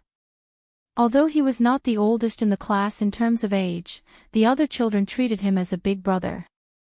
Therefore, she had a good impression of him from the bottom of her heart. Alas, Lin Feng's mother was not easy to get along with. She knew Mrs. Lin better. She was extreme, mean, and had an unforgiving tongue. Her words were especially tricky. Chapter 1574. It was said that he was a judge in the city's supervision department and had a lot of power. Therefore, Teacher Yuan didn't want Yu Yu to offend such a powerful family. She had a good impression of Yu Yu. Yu Yu didn't buy it. Teacher Yuan, didn't you say that you would handle this fairly? I was just telling the truth. Teacher, do you believe me? Of course she believed him. Teacher Yuan had a complicated expression. She looked at Mrs. Lin and then at Yu Yu. After weighing the pros and cons, she sighed, Yu Yu, I believe you. Yu Yu smiled in satisfaction. This Teacher Yuan was quite upright. He liked it. Lin Feng's mother didn't know what to say. Teacher Yuan said that she believed this bastard. What did that make her? So, after half a day, she had become a clown. Lin Feng's mother gritted her teeth and threatened, Teacher Yuan, you have to be responsible for what you say. You don't have any evidence. How can you make such assertions based on the words of a few children? What you hear may be false, but seeing is believing. Did you see it? Yu Yu asked. Interesting. You didn't see it either. What makes you say that? But you can't beat Feng Feng up like that. Mrs. Lin shouted hysterically. Her voice was so loud that it shook the office. Teacher Yuan was embarrassed. On the one hand, Yu Yu's words were obviously more tenable. Logically speaking, this matter was very simple to resolve. Both sides just needed to communicate and apologize to each other. After all, the conflict between children was just a matter of the past. Maybe tomorrow, it would be over with a smile. However, Lin Feng's mother wasn't easy to talk to. She was even more serious than the children and kept asking for an explanation. What explanation could she ask from a child? Therefore, she said, Mrs. Lin, it's normal for children to fight. It's not a big deal. Lin Feng is injured and so is Yu Yu. I've understood the situation before. Indeed, as Yu Yu said, everyone saw that Lin Feng was the one who started the fight. Still, the boy was in the wrong in this matter. He should not have been so heavy-handed. Lin Feng is also in the wrong, he shouldn't have hit him first. Therefore, both sides should apologize to each other. Let's end the matter here. Impossible. Mrs. Lin reprimanded, it's not over. Teacher Yuan, you're obviously biased toward Yun Tianyu. I don't care. Anyway, you must get Yu Yu's father to give you an explanation for today's matter. Otherwise, when my husband comes to school later, don't blame the scene for being too ugly. These words were clearly a threat. He was clearly threatening Teacher Yuan. Mrs. Lin actually didn't care who was right or wrong. Her child had been injured and wronged, and that was something the heavens couldn't tolerate. Furthermore, she had previously caused such a ruckus in the teaching office. Under so many pairs of eyes, how could she admit defeat? There was no way out of this matter. It was impossible for her to apologize. Hence, she said those harsh words. Teacher Yuan helplessly glanced at another teacher. That teacher understood tacitly and immediately stood up. He took Lin Feng's mother and the other family members to another office and comforted them. After the door was closed, only a few teachers were left in the spacious office. Chapter 1575. Yu Yu sat calmly in Mu Yaja's arms. Mu Yaja, on the other hand, was expressionless as he watched the drama unfold. Teacher Yuan sat beside Mu Yaja and poured him a cup of tea. Then, she started to prepare him mentally. Yu Yu's father, is this your first time coming to school? Why didn't I see you when school started? I didn't see Yu Yu's mother either. We were busy and neglected you. I'm sorry. Mu Yaja narrowed his eyes and glossed over it with a few words. Teacher Yuan's heart skipped a beat. This man's voice was so pleasant to the ears. If not for the fact that he was taken, she would have fallen in love with him. Yu Yu looked up and saw a flash of admiration and shyness in Teacher Yuan's eyes. She could not help but twitch her lips. F***ck. What was going on? Yu's father, since you're here, why don't you register your name? Teacher Yuan took out the name list. The school would make a contact book for each child. However, Yu's parents' information was not registered. Hence, the school had been urging the child's parents to come to school. In fact, Li Hanlin had come to school when school started. However, because the information did not match, the name list was cleared. Mu Yaja held a pen and scribbled on the name list. Finally, he signed his name.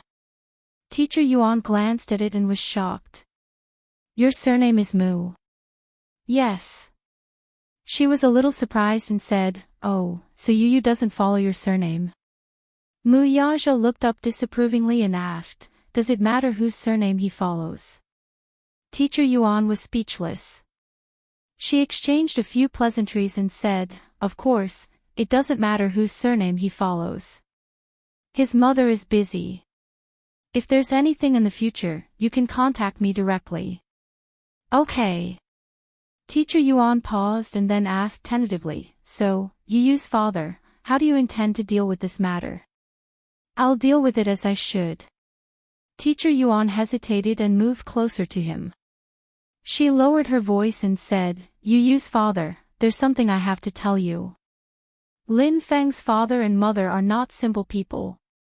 I, on the other hand, am very fond of Yu. Everyone is very regretful that this has happened. But since it happened, we should think of a solution.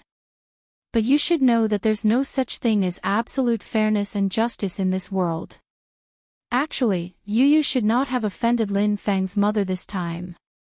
She's mother is the most troublesome person's mother's father. When it comes to Lin Feng, she's unreasonable. She's from a powerful family. We can't do anything to her. But I have a Lin Yuo's father. Lin Feng's mother's family is very rich. Her husband's family is also very influential. Her husband is a judge. He's not to be trifled with. Yu is also at fault in this matter. So, he should lower his head and admit his mistake.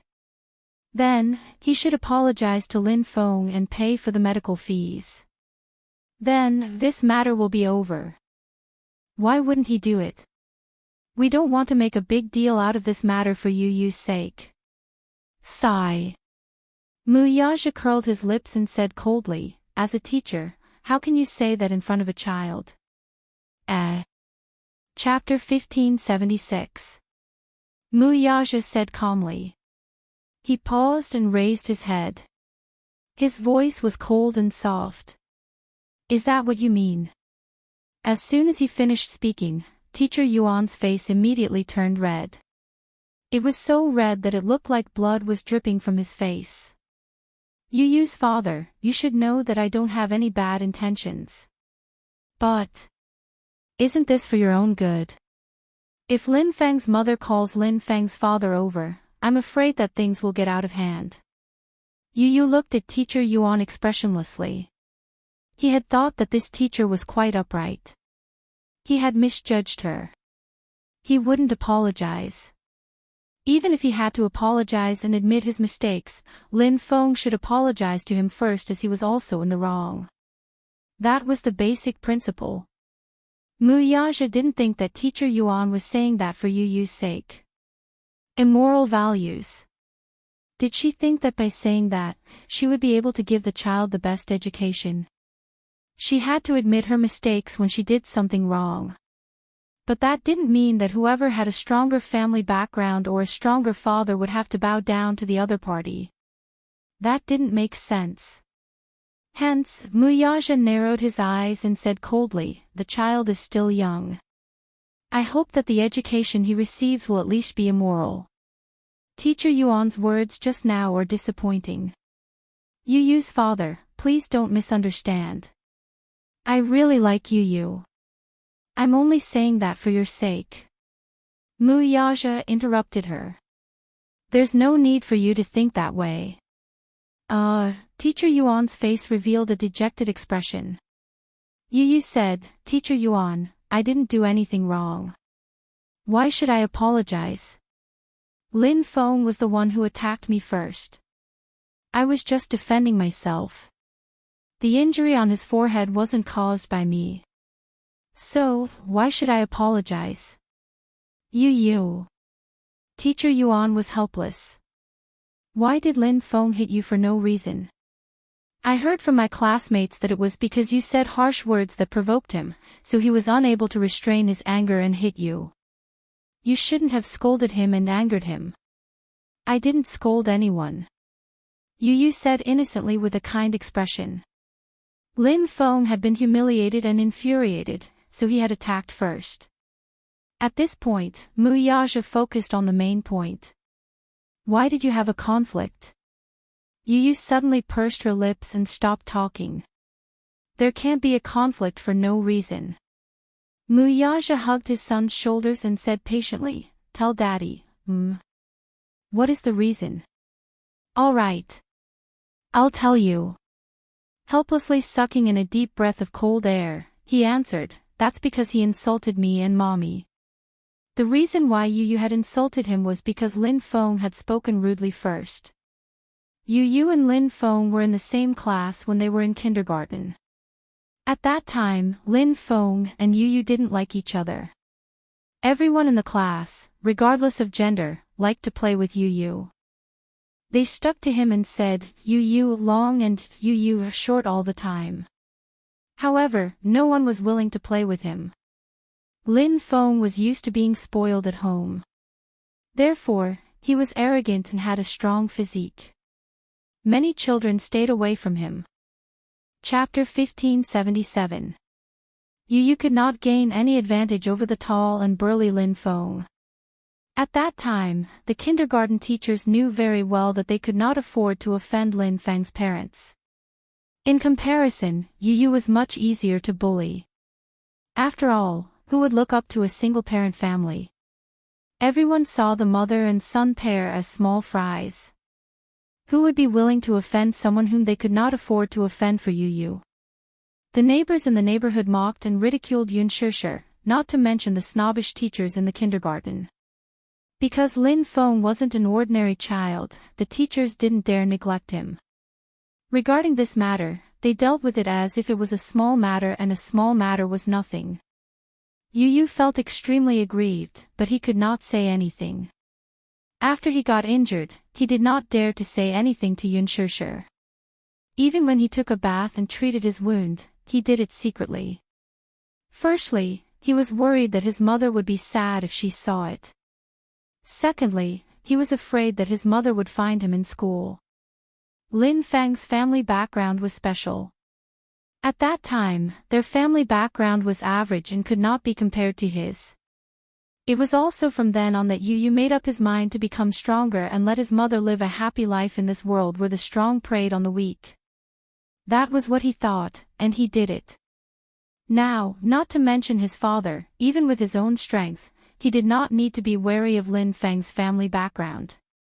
Teacher Yuan, on the other hand, had good intentions. She was afraid that Lin Feng's parents would not let this matter go and continue to pester them. She tried every possible way to turn this matter into a small matter, which would make it easier for her. In the end, it was Mu Yaja who gave her the cold shoulder. Feeling aggrieved, she pursed her lips with an ugly expression. How did he insult you and Mommy? Mu Yaja pressed on. Yun Tianyu pondered for a moment before telling her everything. It turned out that Lin Feng's mother had known Yun Shishir since they were in kindergarten. The two had gotten into an argument during the parent-teacher meeting because, in front of Yun Shishir, Lin Feng had said to Yu Yu, You're a vile spawn with a mother but no father. For Lin Feng to say such words, it wasn't a bad thing. What could a child understand? Lin Feng had probably been taught to say such things by his parents. Lin Feng's mother knew that Yu Yu grew up in a single-parent family. He only had a mother and no father. Therefore, whenever Lin Feng mentioned Yu Yu, his mother would say, Don't bother with that bastard who has a mother and no father. Children born from single-parent families have very perverted personalities. When Lin Feng heard that, he remembered Yu Yu. His impression of Yu Yu had been influenced by his mother. She had given birth to Yu Yu without a father. Yu Yu immediately scolded, "Humph. She's better than that old hag of yours." She had said that in front of Lin Feng's mother. She had said it on purpose. When Lin Feng's mother heard that, she slapped Yu Yu on the spot. When Yun Shishir saw that, how could she bear to see her precious baby being wronged? She immediately slapped Lin Feng's mother in return. The two quarreled in front of so many parents until their faces turned red. This was the first time Yun Shishir had lost control like this. She was so agitated that her whole body trembled.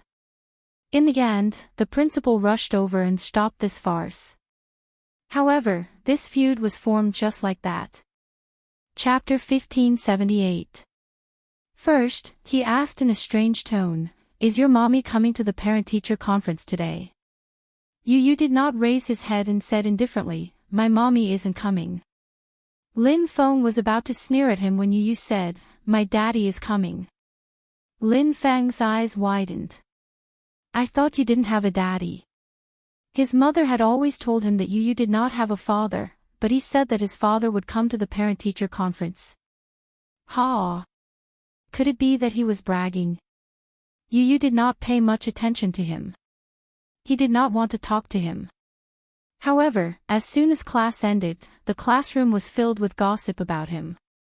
Lin Feng went around and told the other children that Yu Yu only had a mommy and did not have a daddy. Yu Yu said that his daddy would come to the parent-teacher conference in the afternoon. If he was not bragging, then his mommy must have found a wild man outside. When Yu Yu heard this, he immediately went to Lin Feng to argue.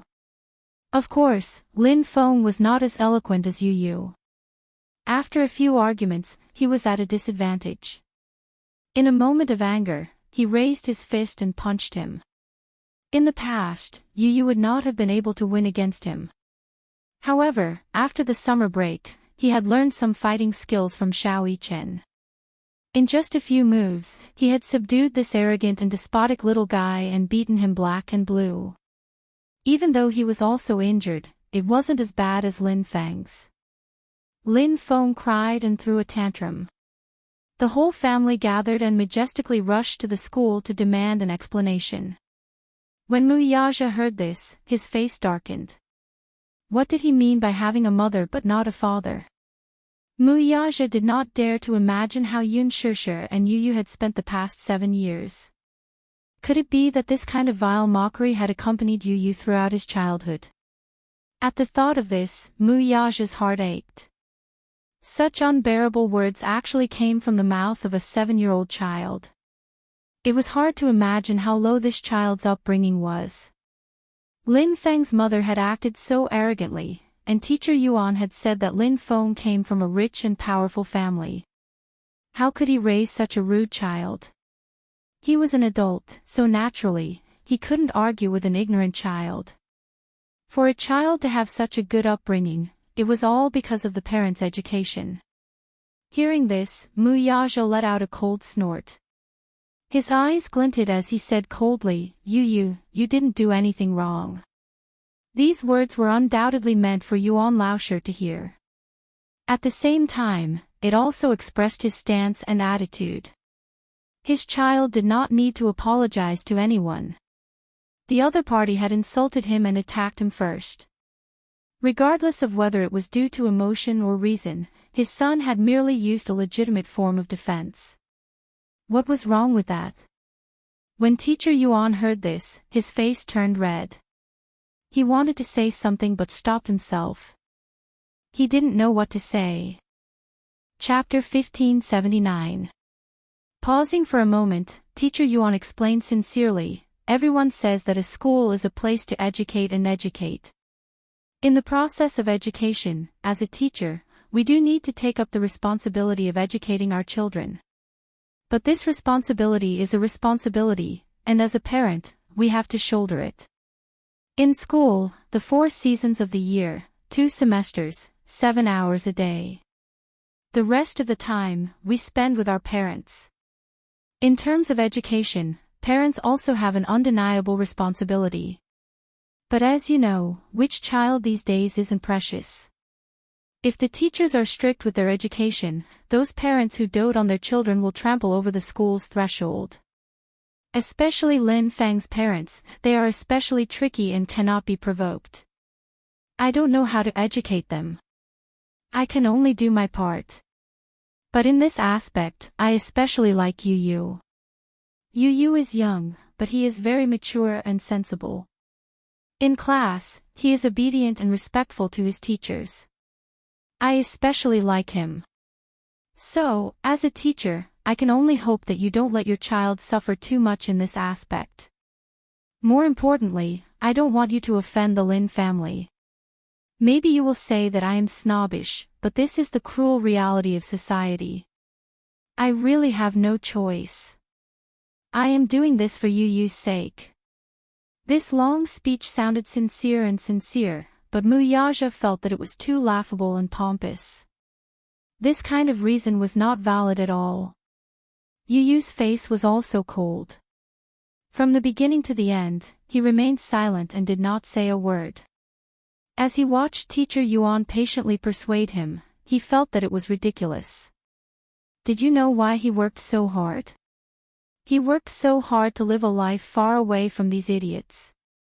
Yu Yu pursed his lips and said unhappily, Teacher Yuan, I don't like what you are saying. What do you mean by can't afford to offend them? Yu Yu. Why are you disobedient? Teacher Yuan was so angry that she was about to cry. She helplessly glared at him. She sighed, turned her head and said to Mu Yaja, Yu Yu and Lin Feng don't see eye to eye.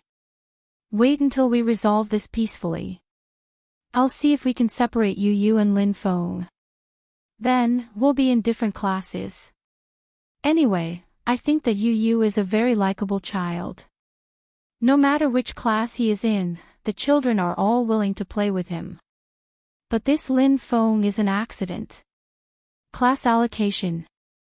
The corners of Mu Yaja's lips curled up coldly. I don't think there's a need to divide classes. After today's incident, he would transfer Yu Yu to the same school as Xiao Yichen. Yu Yu went to this primary school because of the school district. Because of Yu Yu's household registration, he went to this primary school. He didn't expect that the teachers in this school were so bad. Coincidentally, he was transferred to the same primary school as Xiao Yichen. The two brothers could be companions and take care of each other. Compared to Yu Yu, Xiao Yichen was like the king of the mountain in school. Perhaps it was because he was handsome, so all the girls liked him.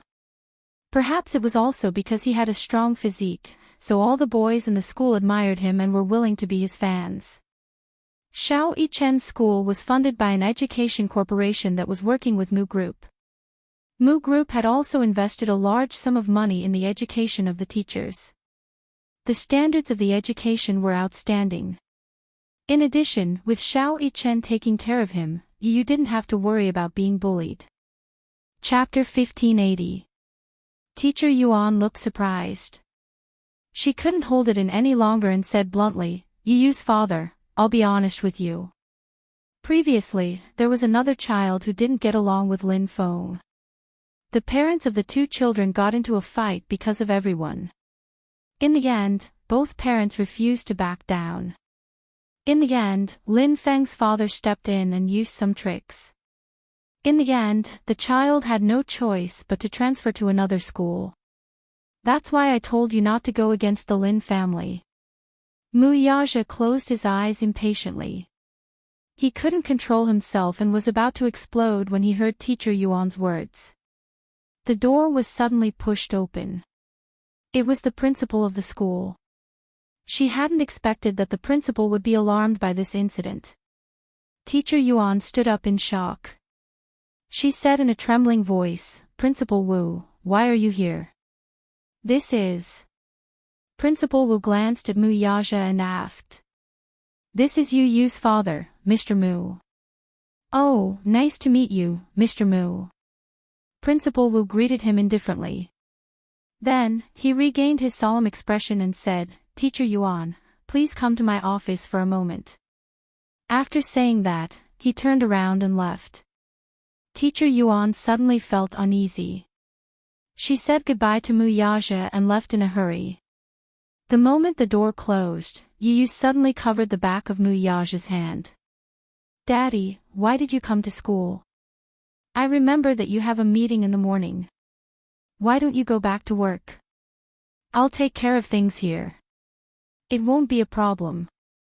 Yu was considerate of him. He didn't want to delay his trip. Muyaja lowered his head and looked at him with his deep eyes. He asked coldly, has it always been like this? Ha! Everyone says that about you. Yu was stunned. He was probably referring to the fact that for the past few years, people had been saying that he had a mother but no father. He didn't want to talk about it. He only said, they all think that I'm an illegitimate child. Illegitimate child. Muyaja suddenly sounded a little angry. Mommy didn't explain. How do you explain that? It's obviously a humiliation. If Mommy tries to explain, wouldn't she be asking for humiliation? Yu sighed. Actually, it's not their fault. Why? That's because even I myself thought that they were right. Yu had always thought that he was an illegitimate child, the kind that could not be exposed to the public. Even so, he didn't blame his mother at all. He was very grateful. If it wasn't for his mommy, he wouldn't have been able to see such a beautiful world. It was his mommy who raised him. No matter how others slandered him or looked at him coldly, he did not care at all. The only one he cared about was his mommy. However, his tone could not hide his disappointment. Muyaja's heart was violently shaken. He immediately blurted out, "You're not." Muyaja gently caressed his little face. You're not an illegitimate child. You've never been one. He was anxious to let this little guy know that he was not an illegitimate child. He was not someone who could not be exposed to the public. Daddy really didn't know about your existence for the past 6 years. When Muyaja thought about how Yu had talked about those humiliating things in such a calm tone, he felt as if his heart had been pierced by a sharp sword. Yes, his heart ached. His heart ached for Yunshushu. Chapter 1581. The guilt in his heart made him feel a little unbearable.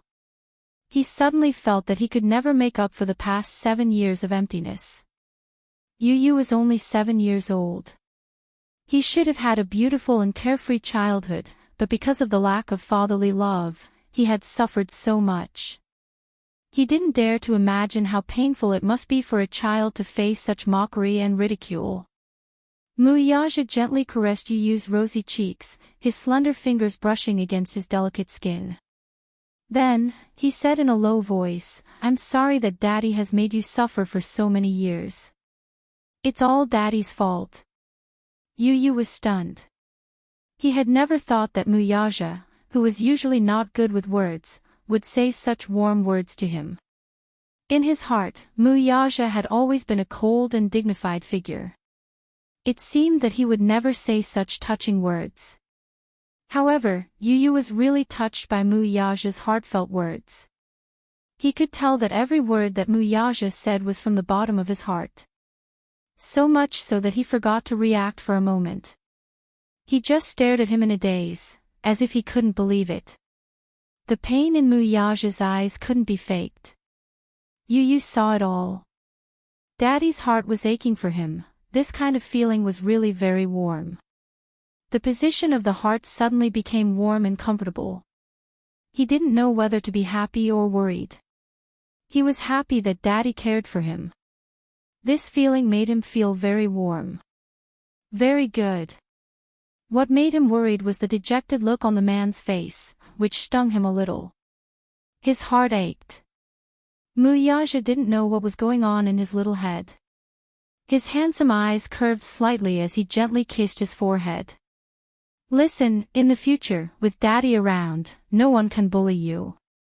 Yu, on the other hand, smiled when he heard that. An unconcealable smile appeared on his adorable little face. Mu Yaja was stunned. What are you smiling about? Yu Yu stopped smiling and raised his head to look at him. Pursing his lips, he opened up his heart to him, which was a rare sight to see. Daddy, do you know? I'm so happy that you're here today. Mu Yaja was taken aback by her words. Yu Yu leaned slightly into his embrace and lay on his chest. At an angle that Mu Yaja couldn't see, the tenderness in his eyes seemed to overflow. He took the initiative to throw himself into the man's arms, but the latter's body inadvertently stiffened a little. Yu Yu actually hugged him. In the past. In his heart, he was actually a little excited. His son had hugged him. This was probably the highest reward. Yu Yu. After a moment's pause for a moment, hiss. This kind of hug was rare and precious. Daddy, do you know? I hope that you'll be the one to attend the parent-teacher conference, not Mommy. Okay, I promise you that I'll attend your parent-teacher conferences in the future. His promise was as solemn as a vow made at a wedding.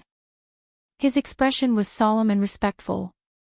This time, however, Yu Yu was so amused that he lost his cool. Daddy, you're so serious. You're so cute. Mu Yaja, actually, in the past, Mommy and I relied on each other for survival and were always looked down upon. I didn't feel wronged, I just felt indignant. Chapter 1582.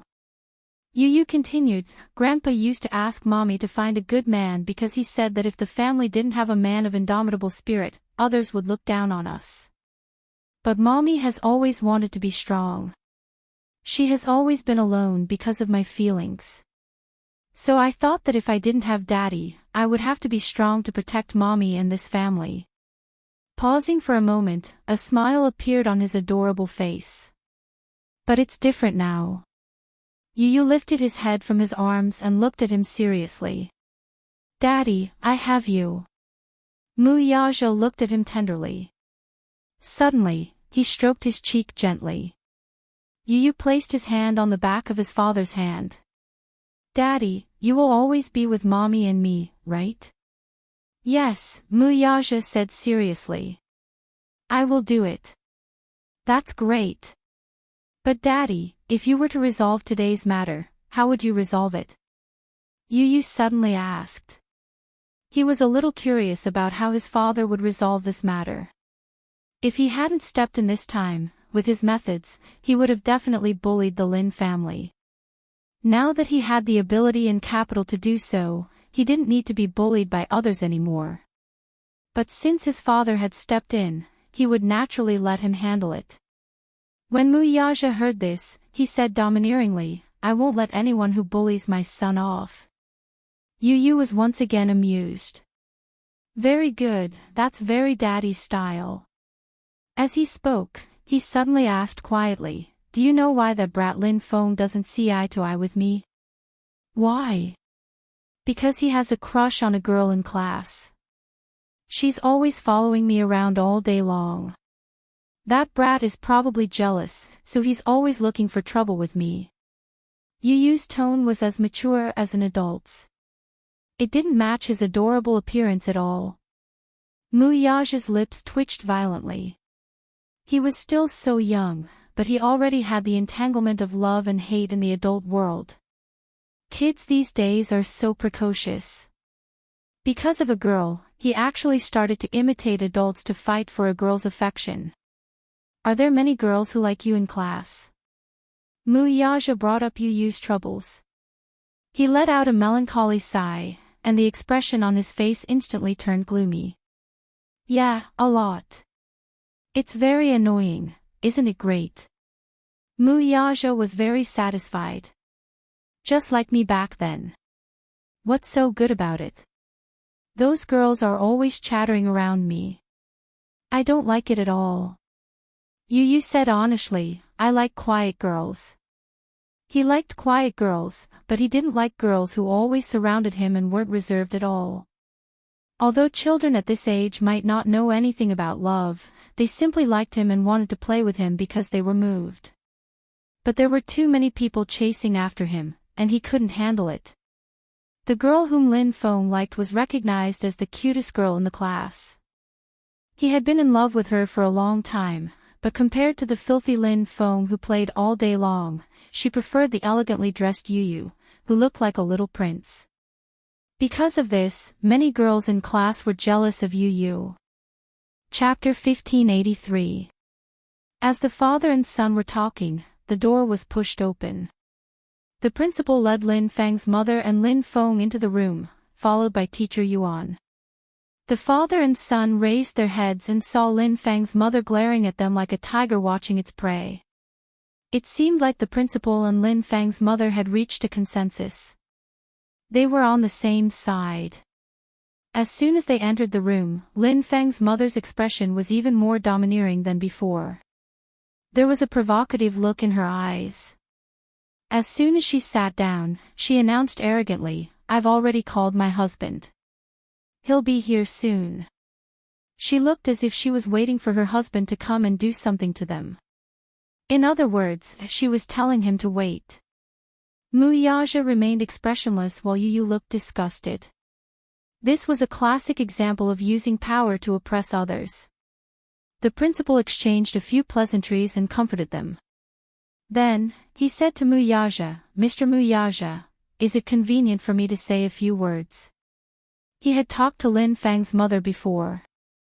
Lin Feng's mother had said that they couldn't let this matter go. They had to give her an explanation. She had to regain her dignity. The principal agreed and promised that he would ask Yu's parents to give her child an explanation and apologize. Therefore, he wanted to take advantage of Lin Feng's mother's situation. He wanted to help Lin Feng's mother regain her dignity. Mu Yaja said coldly, "It's not convenient." The principal was stunned. "What do you mean?" Mu Yaja said coldly, "Didn't you ask if it's convenient for me to say a few words?" "I said, it's not convenient." His arrogant reply left the principal dumbstruck. Naturally, he did not know Mu Yaja. He was just the principal of the school. With his status, he had never even seen Mu Yaja, let alone get close to him.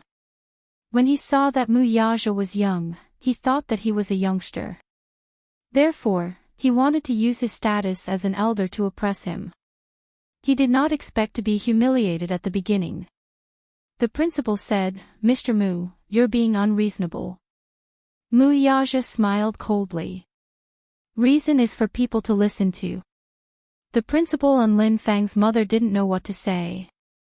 When Yu heard this, he could not stop laughing. He finally understood who he had inherited his poisonous tongue from. It turned out that he had inherited it from his dear daddy. Who would have thought that his father's venomous tongue would be so frightening? Lin Feng's mother said impolitely, "I advise you to keep your mouth clean. Don't make the situation too ugly when my husband comes and embarrass you." The moment she opened her mouth, it was a threat. Her bearing was overbearing. Her attitude was high and mighty. Yu laughed. He raised his head and snickered. "Daddy, this auntie actually said that she's going to embarrass you. That's amazing." Although he was snickering, he did not hide the mockery on his face. His voice was not soft either. Therefore, everyone present could hear his mocking laughter loud and clear. Lin Feng's mother was completely enraged. After living for so long, she had actually been mocked by a 7-year-old child. She was flustered and exasperated as she shouted at Mu Yaja, "Hey! Look at your son. Aren't you going to discipline him? Look at how young he is, what kind of nonsense is he spouting?" Chapter 1584. I don't know how you educate your child. Not only is he like those delinquents in society, fighting and causing trouble, but he's also rude to his elders. He doesn't know how to be polite at all. It's the father's fault for not teaching him well. I really don't know how you teach your child. Her rude words made teacher Yuan frown. However, she remained silent and did not interrupt. She did not want to get into trouble again. Yu suddenly snorted and asked, "Auntie, have you studied before?" "What do you mean?" Yu said coldly, "I just want to ask, do you know what the idiom, frog in a well, means?" Lin Feng's mother was furious. Yu smiled, "Look at your expression. You don't know what this idiom means, right? Sigh, you're so uncultured." She turned to Muyaja, "Why don't you teach him a lesson?" Muyaja acted as if he did not hear her. He lowered his head and pinched Yu's cheek. "Good son, don't tell the truth." Yu was amused. However, he looked disgusted. "Daddy, the teacher has always taught us that good children don't lie." He paused and continued, "Auntie, it was your good son who started it. As the saying goes, don't do to others what you don't want done to you. You're accusing me of violence and fighting, but why don't you think about it? It was clearly your good son who started it. Even if it was school violence, it wasn't caused by me. The law calls it self-defense. Do you understand? I heard that Lin Feng's father is a judge. Since you're from a legal background, are you ignorant of the law? You keep saying that you want my daddy to give you an explanation. Before that, shouldn't you also give me an explanation? Why did you raise such a narrow-minded son who uses vulgar words all the time? You weren't there at the time. How can you judge the right and wrong based on your words alone? It's not up to you to decide whether I discipline him well or not, right? Before you say such things, you should look at your own status. Don't make a fool of yourself. You're really, really disgraceful." Lin Feng's mother was furious. She thought to herself, this father and son are really refusing a toast only to be forced to drink a forfeit. I've said all the good things I want to say. Don't refuse a toast only to be forced to drink a forfeit. The son is so arrogant, and the father is also so arrogant. Aren't you afraid of suffering in this society? As she scolded the man, she nagged like a shrew on the streets. I'll give you one more chance. Are you apologizing or not? Ha! But there's no use your apology now. I want you to bring the child to my house and apologize in person. Otherwise, I won't acknowledge this debt. Oh. Muyaja sneered, his lips curling into a cold, impatient smile. Madam Lin, are you threatening me? Chapter 1585. She was starting to get excited. Therefore, some unpleasant words came out of her mouth. As the saying goes, nothing can be accomplished without rules. Mr. Mu, you should have heard of this saying before. If you do something wrong, as a parent, shouldn't you apologize? Let's put aside the fact that your son injured my baby. Shouldn't you teach your son a lesson for saying such outrageous things? Auntie, you should know that when a child does something wrong, he should be taught a lesson. Why don't you teach your child well? As for me, you don't have to worry about me. Lin Feng's mother was trembling with anger after hearing Yu's words. She suddenly stood up and walked out of the door. She picked up her phone and made a call. As they were separated by a door, no one knew who she was calling. However, they could vaguely hear her angry voice. Where are you? Husband, come here quickly. Let's teach this father and son who don't know the immensity of heaven and earth a lesson. Muyaja's hearing was amazing, so he caught her words. His lips curled up coldly, but it was a smile. When Lin Feng's mother returned to the office, she was even more arrogant than before. She looked as if she was looking down on everyone. Her eyes were full of contempt and mockery. I don't want to reason with you. My husband will be here soon. If you have anything to say, say it to him directly. Hee. Don't blame me for not reminding you. My husband is a judge in the city hall. You'd better be respectful, or else. Hee. This was clearly a threat. After saying that, Lin Feng was about to sit down proudly. Yu mocked him. Typical nouveau riche temperament. It was said that Lin Feng's mother was called Wang Guimiao. Her family was nouveau riche. Her family used to live in a village in the city. Her ancestors had left a few acres of land for the younger generation to build houses. When the land was demolished, they received tens of millions of yuan as compensation. They used it to start a business. It was said that when Lin Feng's father fell in love with Wang Guimiao, he was still a poor university student. Later on, with her support, he became what he was today. The Lin family would bring honor to their ancestors. Yu had already figured out the Lin family's background. Now, it seemed that she was a typical nouveau riche. When Wang Guimiao heard this, she almost couldn't sit still. Just as she was about to flare up, she forcefully held it in. Humph! Little vile spawn. She would see how her husband would deal with them when he arrived. She couldn't wait to see Yu's father bow down in front of her husband. When he looked at Mu Yaja again, he saw that Mu Yaja had an indifferent look on his face. He was sitting elegantly on the chair and exuded a noble aura, just like a noble. Wang Guimiao glanced at him, but in her heart, she sneered. This man, he is quite good at pretending. Let's see if he can continue pretending when her husband is here. Soon, footsteps could be heard outside the door. A middle-aged man in a coat knocked on the door and walked in. The man was Lin Feng's father, Lin Onghua. Chapter 1586. One was standing, while the other was sitting. Even though he had the advantage of height, Lin Onghua could still feel an unusual sense of oppression from him. Noble, elegant, unruly, and insufferably arrogant. Even though he was just sitting there, expressionless and cold, when the man casually raised his eyes and shot his gaze over, there was a kind of imposing aura that pressured him without being angry.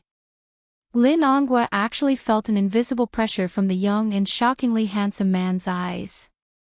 He secretly avoided Mu Yaja's scrutiny and turned his gaze to the side, but there was some anger between his eyebrows.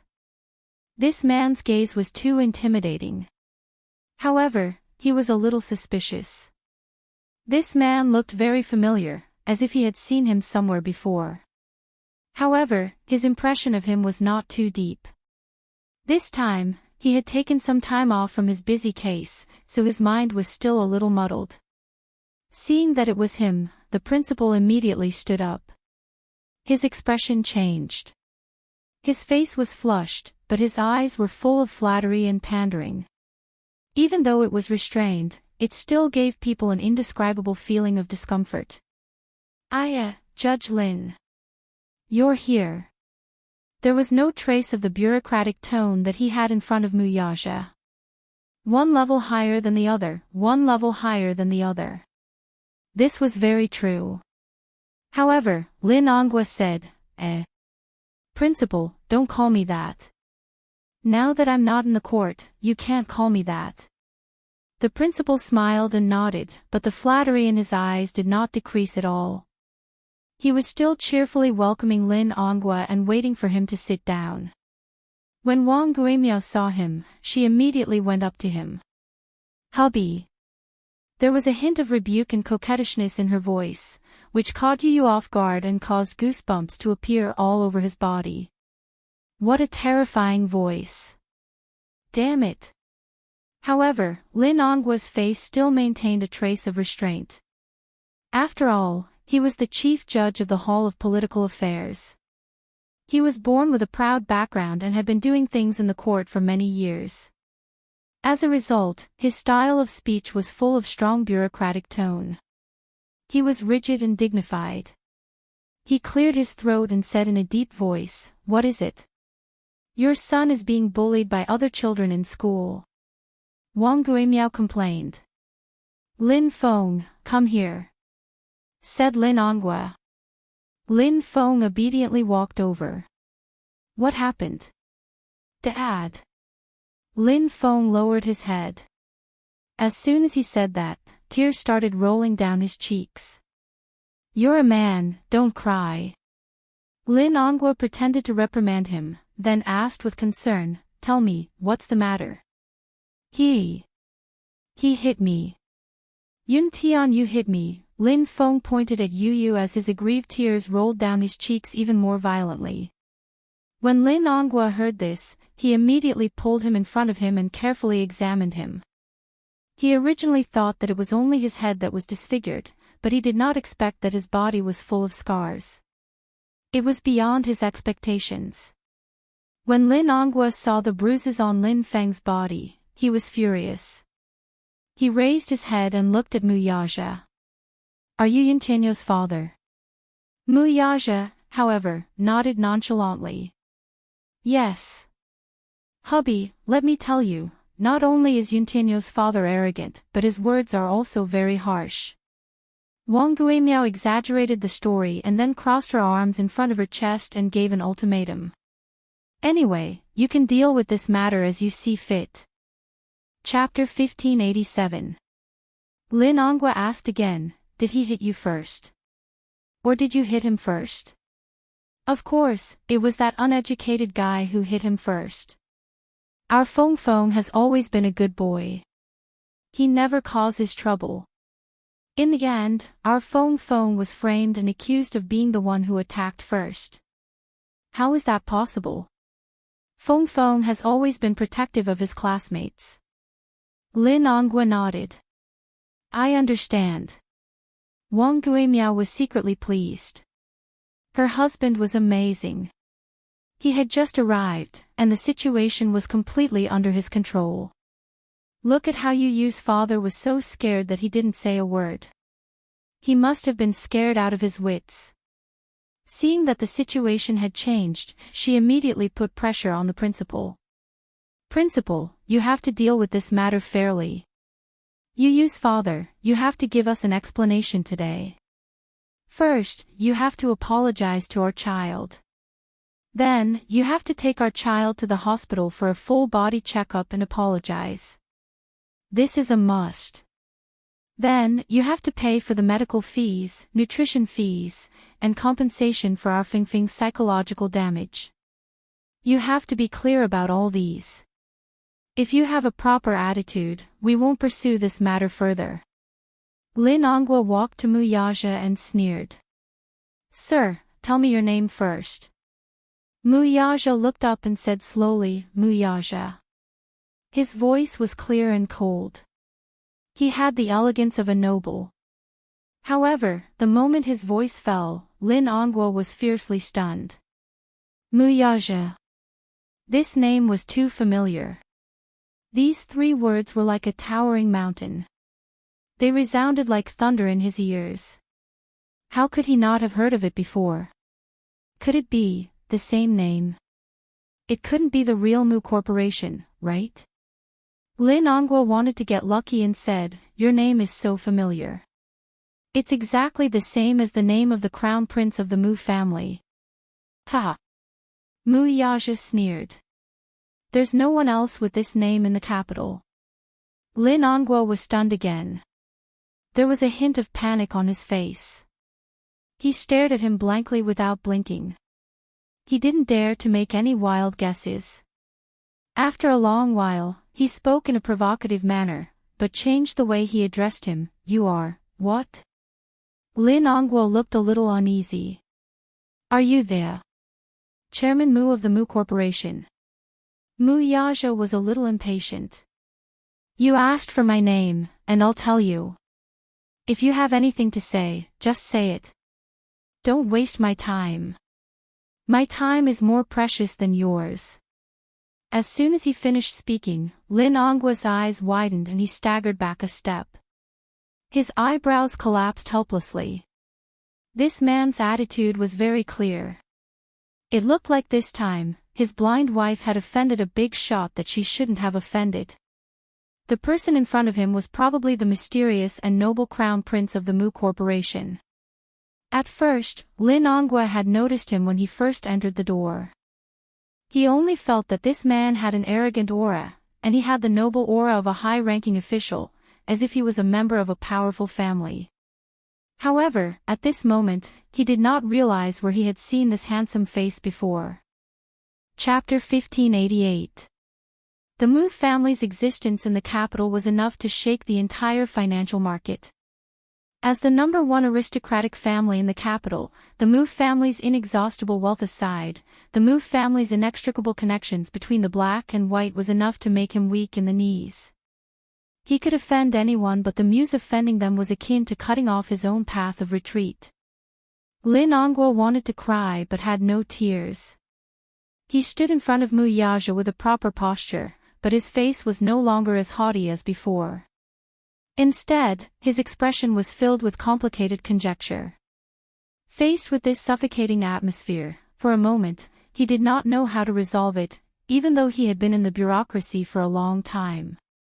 When Wang Guimiao saw this strange scene, she was stunned. Then, she walked forward with her arms crossed.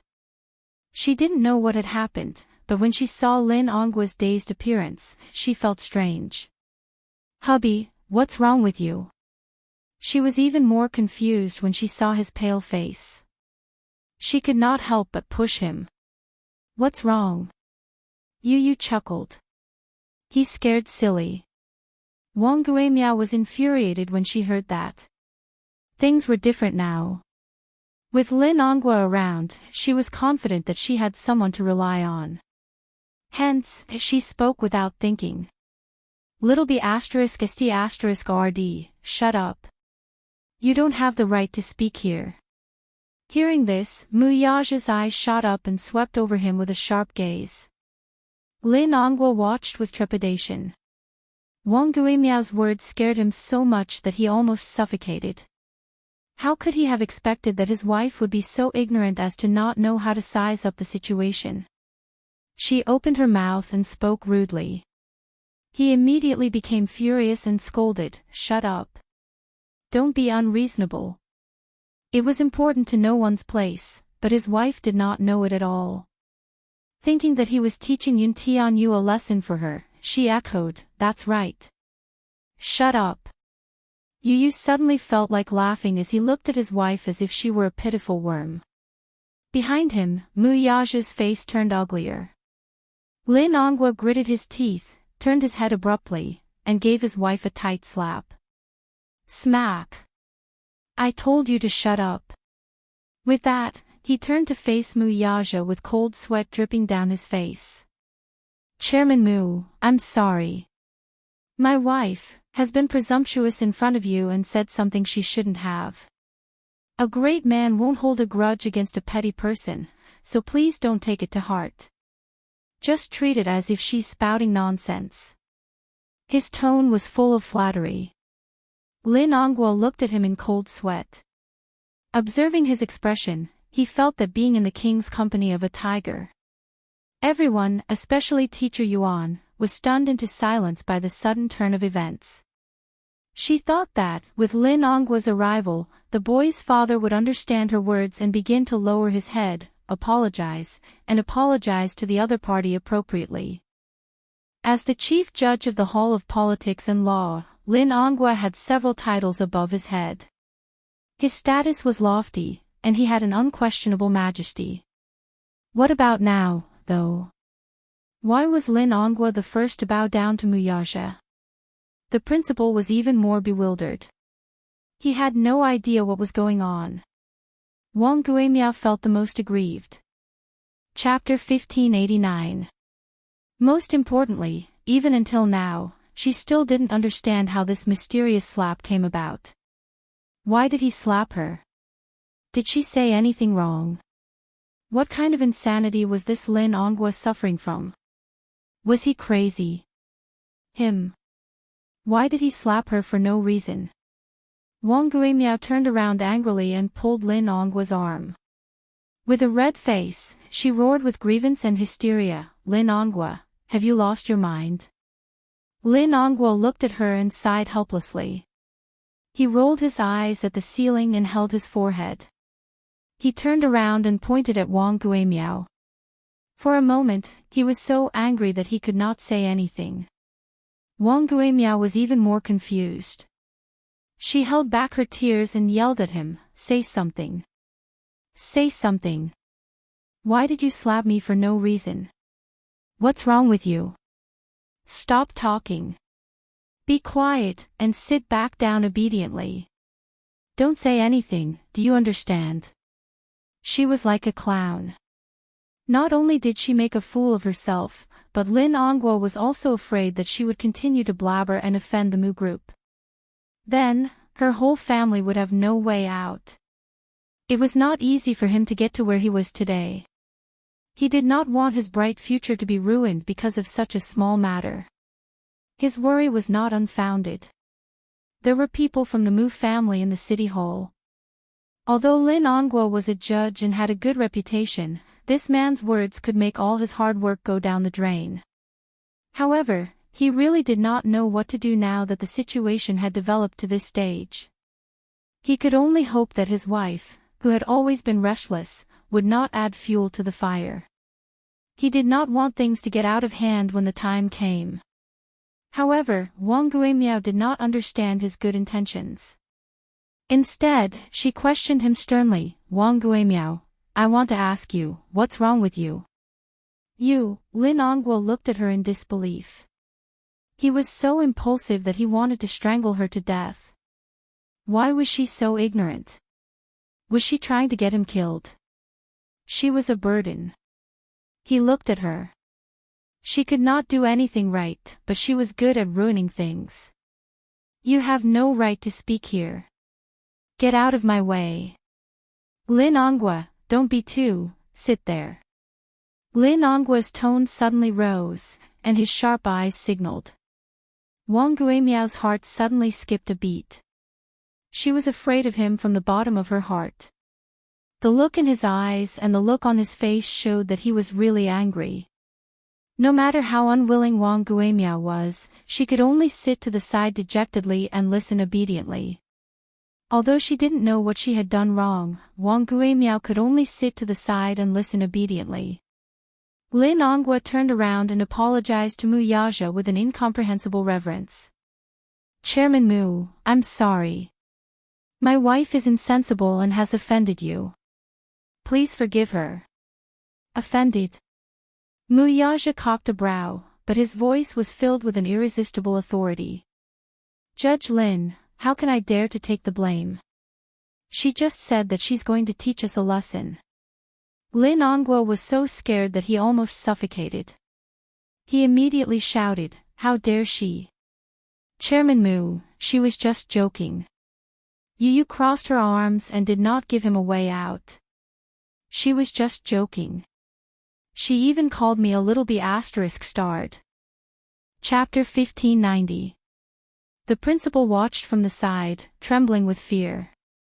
Seeing how respectful Lin Ongguo was to Mu Yaja, he knew how to read people's expressions and size up the situation.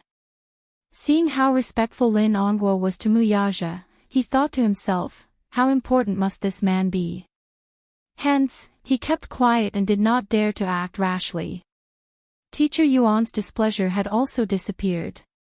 When she looked at Mu Yaja, there was a hint of surprise in her eyes. It seemed that this man must be someone of high status. This Lin Ongguo must have found out about his identity, which was why he was so respectful towards him. She recalled how she had advised him to give in to the Lin family and not offend them. Although this man did not show it on his face, the noble and awe-inspiring look in his eyes was still fresh in her memory. At first, she had thought that this man did not know the immensity of heaven and earth, but now that she thought about it, she shuddered. How many things had she said that she should not have said in front of this important person? She did not know if he would take it to heart. At this thought, Teacher Yuan trembled with fear, as if a cat's paw was scratching her heart. She desperately wanted to know who this man was. Why don't we do this? Chairman Mu. Lin Ongguo thought for a moment. Suddenly, he carefully probed, I'll ask my wife and son to apologize to your son. I only hope that you won't take my wife's outrageous words to heart. Mu Yaja did not speak. He could not be bothered to argue with him. The boy, however, asked with great interest, how are you going to make amends? How? Lin Ongwa was stunned. Yu raised her eyebrows and asked with a smile, kneel down. This. However, Lin Ongwa hesitated. In the end, Wang Guimiao could not sit still any longer. She stood up abruptly and said furiously, "Ngwa, are you possessed by a ghost? Do you really want me to kneel down? Are you going to agree to such an unreasonable condition?" Wang Guimiao felt that Yu's condition was unreasonable. What was even more unreasonable was that her husband was actually hesitating on whether to agree to it. What was the meaning of this? This was simply unbelievable. Yu asked, "Is it too much? Isn't that what you said before? You said that you wanted my father and I to kneel down and apologize to you. Weren't you very confident?"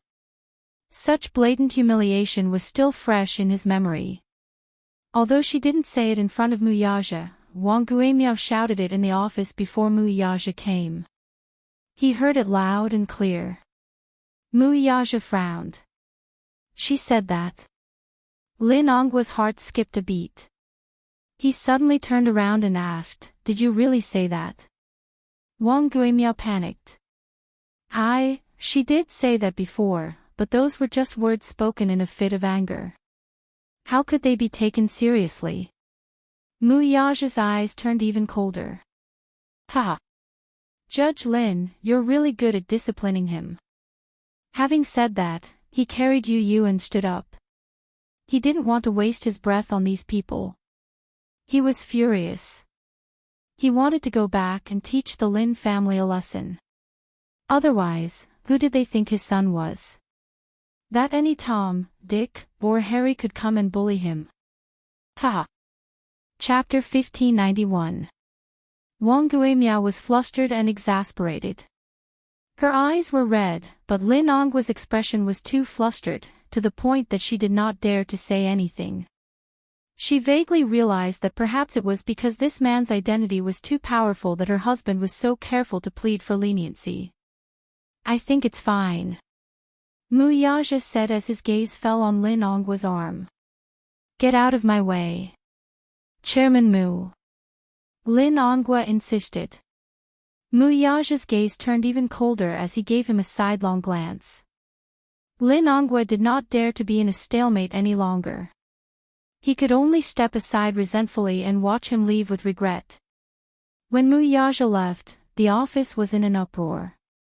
Wang Guimiao was wiping her tears as she scolded Lin Ongwa. Lin Ongwa was upset. When he heard Wang Guimiao's nagging, he became even more irritated and scolded, "Shut up. Haven't you embarrassed yourself enough? Haven't you caused enough trouble? Wang Guimiao, you'll only be satisfied when you see me die, right?" Wang Guimiao widened her eyes in shock. "What do you mean by that?" Lin Ongwa was so angry that he could not speak. She went up to him, crying as she questioned, "What's going on? Who is he? Why are you giving in to him and being so respectful to him? To the extent that you want me to kneel down and apologize. Explain yourself." Lin Ongwa sat aside angrily, but he was also upset. When he thought of Muyaja's deep and sullen gaze before he left, his heart raced and he could not sit still. "Wang Guimiao, I think you're going to play me to death." Wang Guimiao was so anxious that her face turned red. The principal came up to him and asked, "Mr. Lin, this Yu's father, who is he? You seem to know him."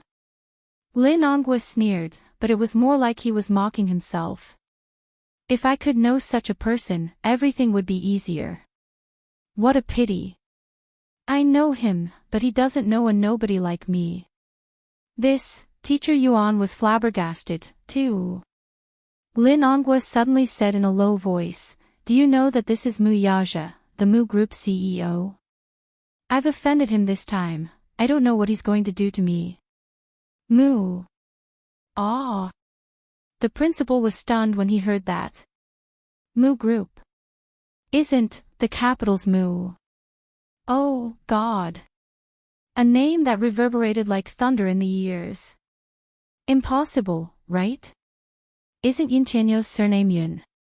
How does his father have anything to do with the Mu group? The principal mumbled in confusion. How? When I saw him. His name's, That's why I thought of it. Lin Ongwa was also extremely regretful. What? Wang Gimie was stunned. Mu group. Mu was to Mu. The Mu was of the aristocrats. There Ongwa Mu's there, Yue Nouveau Riche might be able to become one overnight.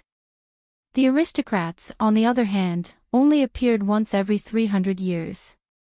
The Mu family was such an aristocratic family. It was a century-old family with deep roots. Chapter 1592. On the other hand, a family like the Mu family was something that they could never hope to catch up to. Wang Guimiao was completely terrified. Even though she was ignorant and inexperienced, she knew that she should never offend the Mu family in the capital. That was, a century-old wealthy family with immense power.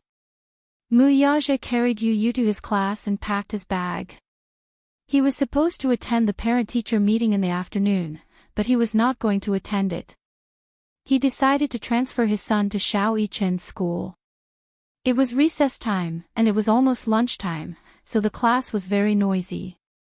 However, when Mu Yaja stepped into the classroom, the huge classroom instantly quieted down. The group of little ones stared at him, and countless pairs of eyes stared at him. Some looked curiously, while others looked anxiously at him. They thought that he was a high-ranking official from the school who had come to inspect the class. Recently, the Ministry of Education had been conducting random inspections of the school's standards. Therefore, high-ranking officials from the Ministry of Education often came in and out. However, when Mu Yaja sat in Yu Yu's seat and started to pack his bag, the group of children suddenly realized that this was Yu Yu's father. Oh my God, he's so tall and handsome. He's even better looking than the celebrities on TV.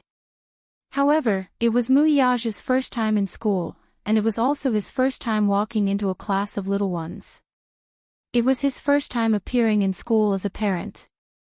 He started to pack his bag, but when he sat in front of the low desk, his face immediately darkened. His figure was tall and slender, and when he sat in front of the low desk, the sense of disparity and abruptness was immediately reflected. He moved around in embarrassment, trying to find a suitable angle, but it was in vain. In the end, he found that the bench here was too small, so he was trapped in such a narrow space, and it was difficult for him to make ends meet. On the other hand, Yu Yu enjoyed the process very much. He stood beside Mu Yaja and unceremoniously enjoyed the countless envious and surprised gazes. He accepted all of those stunned gazes and did not reject any of them.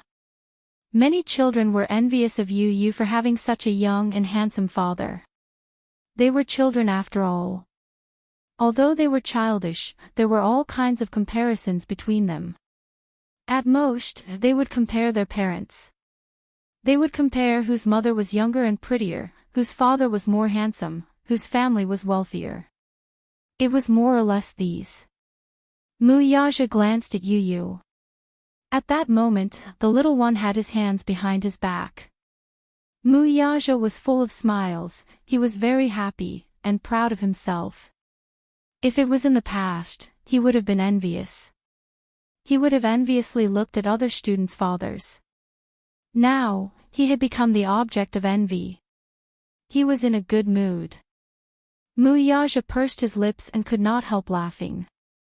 He was after all a 7-year-old child. Although some of his thoughts were childish, they were extremely cute. When Mu Yaja was packing his bag, some students quietly surrounded him and asked about his well-being. Classmate A, Yu Yu, is this handsome uncle your father? Yu Yu, yes. Classmate A, wow. Yu Yu, I'm so envious of you. Your father is so handsome. Yu Yu, of course. If my father isn't handsome, why would he give birth to me so cute? Classmate A cupped his face and looked infatuated. Muyaja. Chapter 1593. Classmate B said, Yu, your daddy looks so young. He looks like a celebrity on TV. Can I take a picture with your daddy? Yu replied, sure. All the little kids exclaimed, wow. That's awesome. Me too. Count me in. As Yu was feeling smug, he walked over to Muyaja and whispered into his ear, Daddy, cooperate with me. Muyaja's lips twitched slightly. At this moment, he even wanted to hug Yu tightly. He was afraid that he would float into the sky in the next second. However, looking at the little kid's smug expression, Muyaja felt a tinge of sweetness in his heart. His son was proud of him. This made him happy. It turned out that it was such a wonderful feeling to be proud of a son. As he thought of this, Muyaja's mood improved. He raised his eyebrows and asked, How do you want me to cooperate? You just have to sit there and don't move. Hence, Muyaja was like a model. He maintained his upright posture. Next, he was surrounded by the little kids and they jostled and jostled for a few group photos. He didn't like to be photographed. Even the reporters with the best methods didn't have the chance to take a picture of him from the front. Now, these little kids were taking advantage of Yu's relationship with him. There were also a number of infatuated little girls who were anxious to take a picture with him and secretly touched his slender hand. Muyaja didn't know whether to laugh or cry.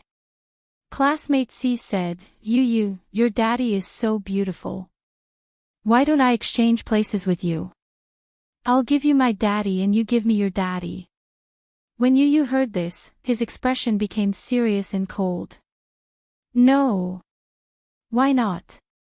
I don't want your daddy. I only have one daddy. As she spoke, Yu leaned against Muyaja's side and held onto his arm. It was as if she was declaring her sovereignty and protecting her unquestionable position. Everyone sighed in disappointment. Muyaja looked at little Munchkin, who was about to fly into the sky. He didn't know whether to laugh or cry as he covered his face. However, his eyes were filled with love. Even though she felt that Yu's smug look was hilarious, she also felt that he was extremely cute. As Muyaja helped him pack his bag, he stopped to flip through Yu's textbook. However, when he flipped open Yu's history class notes, he saw the delicate and beautiful handwriting in the book. The entire book was neat and tidy. Other than the signs of pages being folded, it looked like a new book that had just been handed out. He could tell that Yu was more serious in class. He thought about how he had flipped through Xiao Yichen's textbook in the past. Even though they were brothers, in terms of academics, the difference between the two of them was like heaven and earth. After packing his bag, the group of little kids saw Muyaja carrying Yu and looking like he was about to leave. They all surrounded him and asked, Yu, school hasn't ended yet. Are you leaving already? Yu, where are you going? Yu said, I have something to do. I have to go home. You guys focus in class. He only said that perfunctorily and didn't tell them that he was going to transfer schools. Firstly, it was because he had a headache dealing with these little kids. If they knew that he was going to transfer schools, they would definitely pester him non-stop and not let him go. One couldn't underestimate his charm. Chapter 1594. It had only been a month since school started, but the children in his class liked him very much. If they knew that he was going to transfer schools, they would definitely cry their hearts out.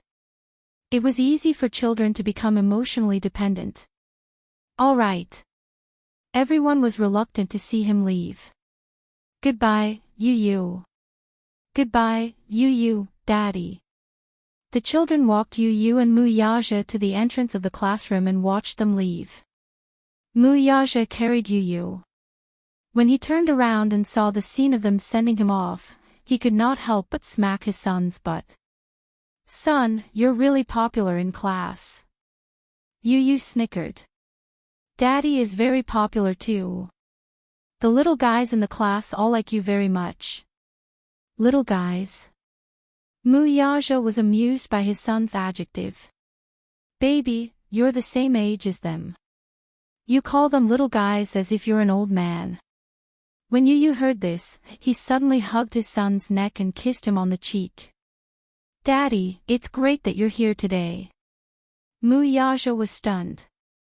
Then he smiled and asked, what do you mean? I'm very happy today. Because your appearance proves that I'm just like them. I have a daddy who loves and dotes on me. Yu's little bit of self-esteem was greatly satisfied. Actually, his self-esteem was different from the children's. In the past, he really envied those children. They had a daddy, a mommy, and a happy family of 3. Today, his daddy was like a god who had descended from the sky and appeared by his side.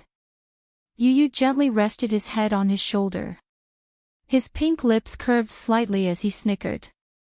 To be honest, I've been dreaming of this day for as long as I can remember. In the past, he had imagined that when he was in school, his daddy would suddenly appear at the classroom window like the other children's fathers. He would look at him gently and lovingly. He had been waiting for this moment for a very, very long time. Muyaja carried him. Although he had a heavy backpack on his arm, he did not find it strenuous at all. While she was gratified to hear the boy's confession, she also tasted a tinge of heartache. As lucky as he was, meeting Yunshushu was the luckiest thing that had ever happened to him. Because of her, he had a pair of obedient sons. After he carried Yu into the car, Muyaja drove back to the office of the office. If. Headmaster Dong smiled politely. Hey. Chairman Mu. What are you saying? This is what I should do. Ha. Daddy, your office is so big. Is it? Chapter 1595. Yu nodded and gave a more pertinent comment. Yes. It's a little bigger than my office. Muyaja was speechless. This little guy. He did not bother to hide the arrogance and insolence in his words. He had really surpassed his father. His son, while he was still studying business, was already managing a company. But I don't like business. I always feel that it looks a little lifeless. In comparison, I prefer things with a technological feel. As he spoke, he was suddenly attracted by a pile of documents on the desk. He could not help but reach out to take them.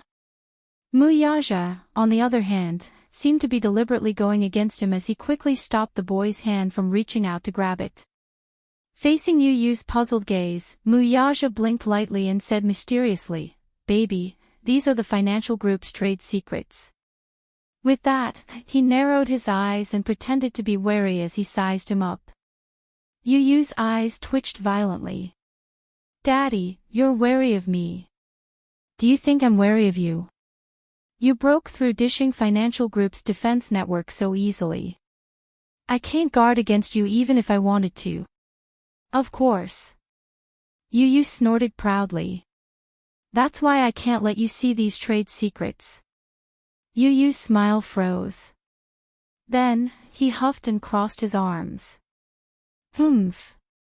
Daddy, you're so petty. I'm just taking a look. I won't do anything. Can you understand them?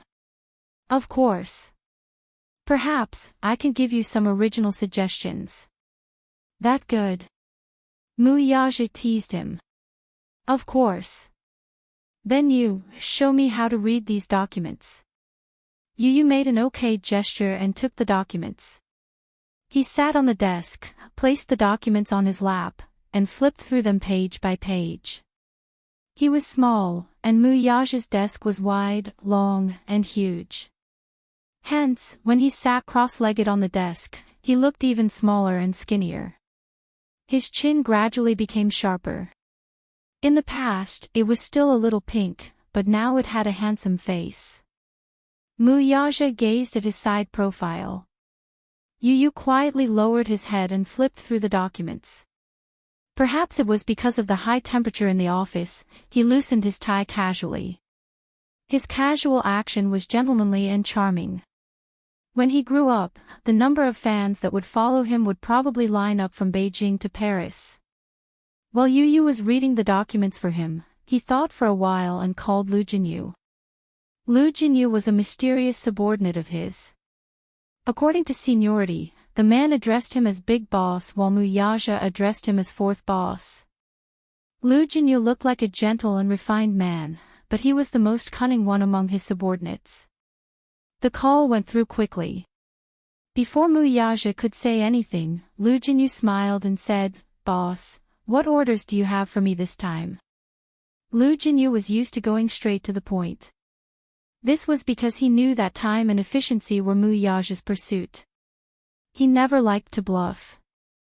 Mu Yaja ordered, "Jinyu, find out about Lin Ongwa from the Legal Affairs Hall. Check his background." Boss, did this Lin Ongwa offend you?" Chapter 1596. Lu Jinyu laughed sinisterly. The Hall of Political Affairs is an organization set up by the government. Naturally, the people inside are not simple. But, boss, you should know that not many of the people in the Hall of Political Affairs are clean. If you want to find out the background of this person, I might be able to find a lot of interesting things for you. This Lin Ongwa is a bluff. He's very arrogant. If it were in the past, I wouldn't be willing to stoop to the level of a small fry like him. But today, he's made me a little unhappy. At the end of his sentence, Mu Yaja's voice suddenly deepened, and he gave a certain hint. On the other hand, Lu Jinyu received his hint and immediately said, "Boss, don't worry. The thing you want, I'll get it for you by tomorrow at the latest. When the time comes, you can do whatever you want with him." "Okay. Let me know as soon as possible." Lu Jinyu agreed. After the call ended, Mu Yaja stood up and walked to Yu Yu's side. The little munchkin was focused on flipping through the case. He glanced through 10 lines at a time and circled some data from time to time. He smiled satisfactorily and gently rubbed his little head. Walking to one side, he picked up an apple and sat on the sofa to peel it for him.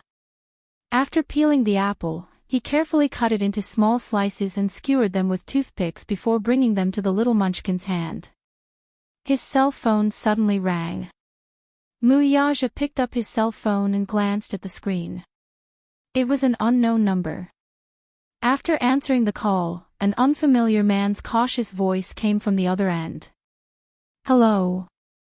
May I know if you're Chairman Mu from Dishing Financial Group?" Mu Yaja smiled slightly.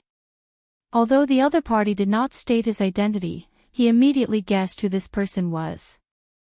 "As the head of the city hall, you're indeed very capable. But don't you think it's inappropriate to use your power to investigate my personal number?" Jiang Hongwei was shocked. He thought to himself that this Mu Yaja was indeed not simple. He had already guessed who he was before he had even revealed his identity. At the same time, he felt guilty. In a moment of desperation, he had indeed used his power to investigate Mu Yaja's personal number through the internal network. However, Jiang Hongwei had been in the government for many years. He was also an old fox. He avoided the important points and dwell on the trivial points. He quickly avoided this topic. "Ha! Chairman Mu, it's like this. Just now, I got the news.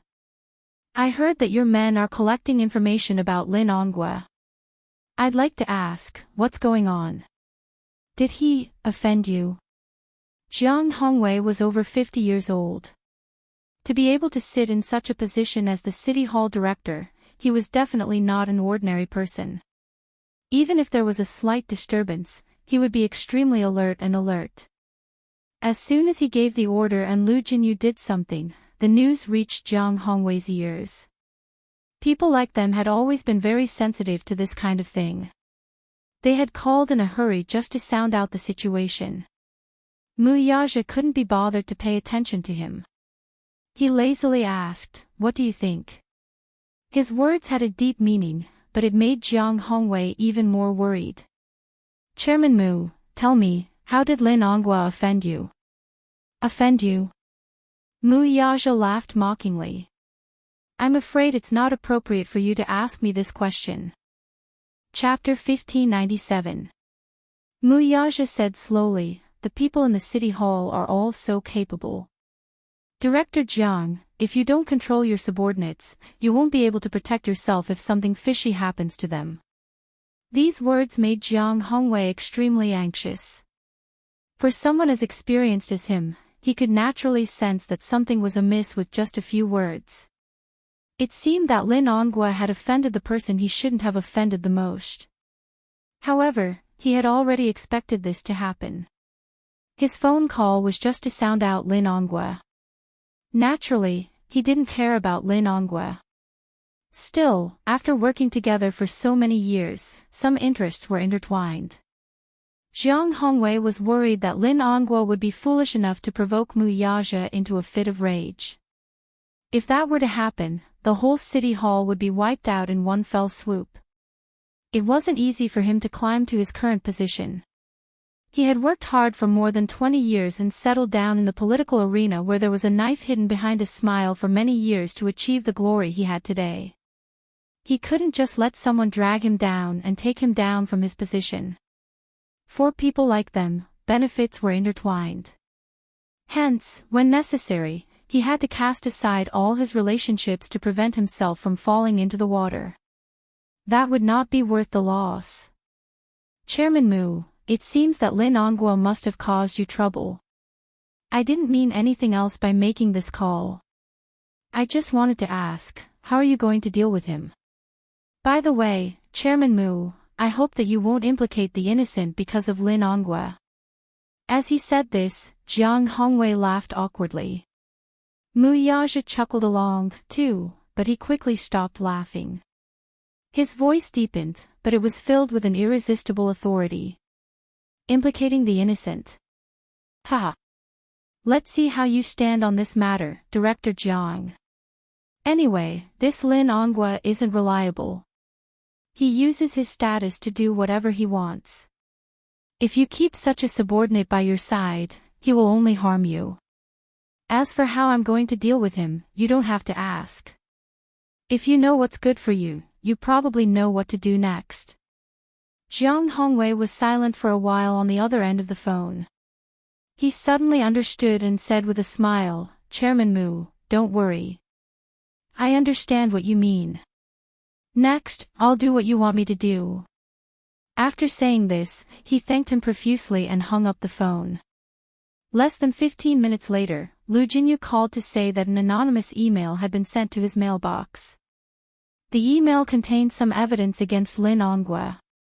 How could a person like Lin Onghua not have any stains on him? For the time being, let's not talk about his corruption and bribery. Just the fact that he had embezzled a few bad assets through his connections with the government and business, and through his friends, he reinvested and rebuilt them.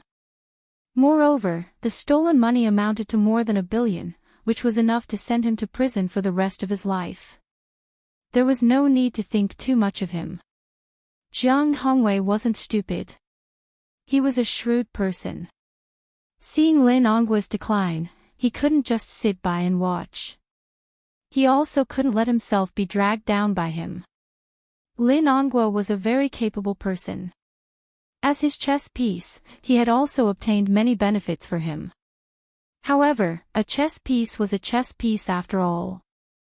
He had no value to be used, so he should be abandoned. Chapter 1598. He was a sly old fox. Since he was working with Lin Onghua, he naturally had a backup plan. Mu Yaja said, since someone has sent you these documents, you should know what to do next.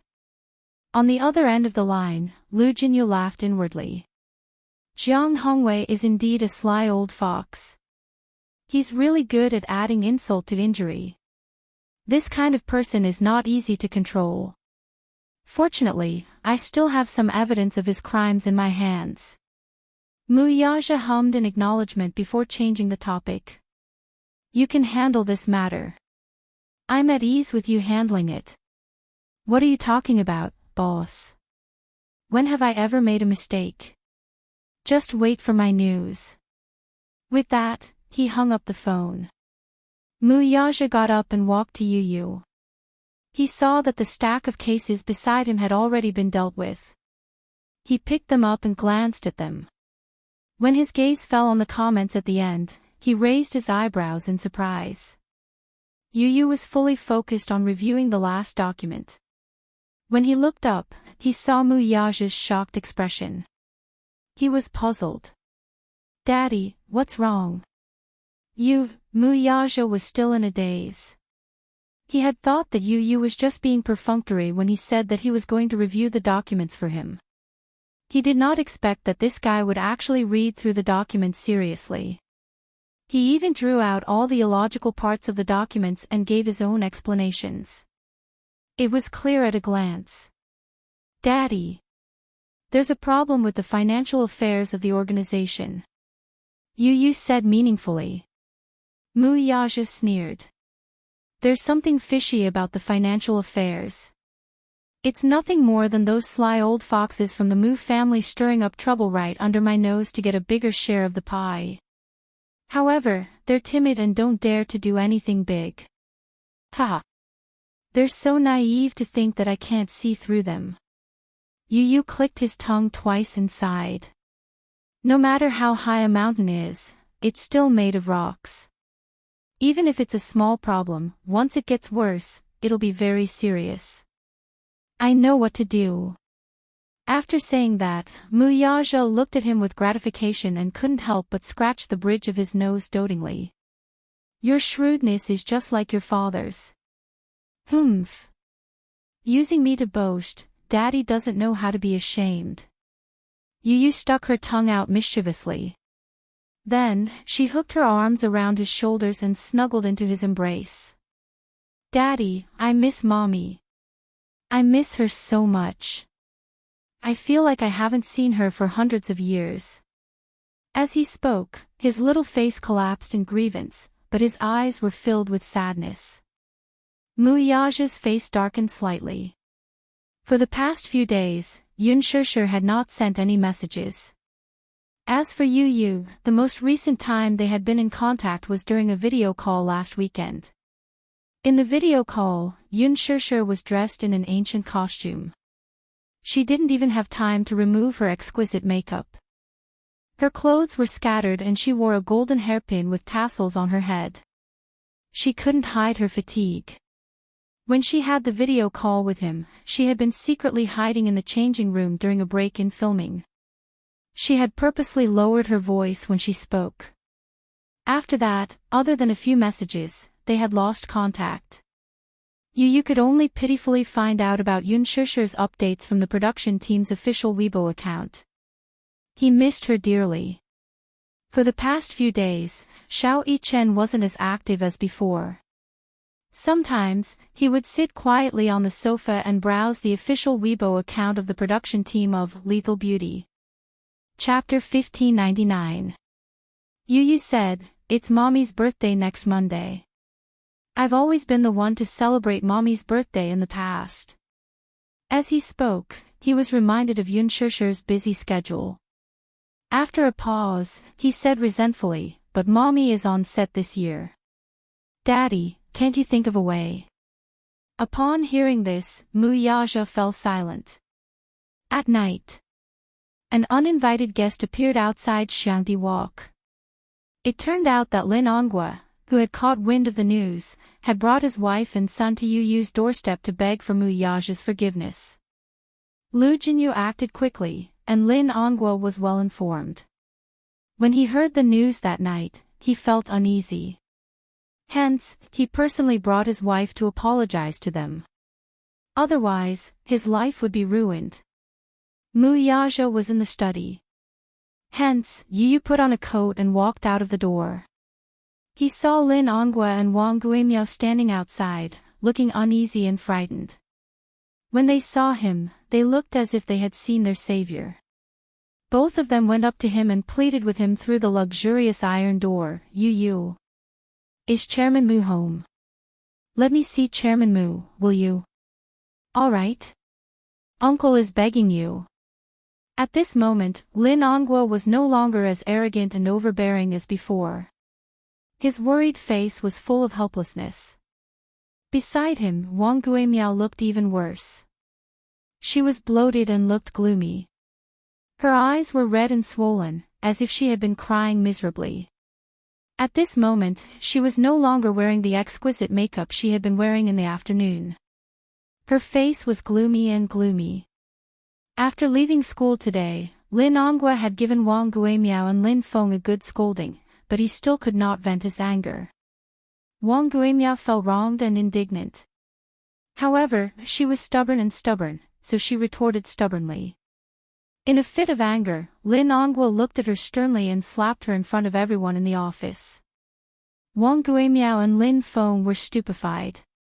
After being married for so many years, the couple had always been very harmonious.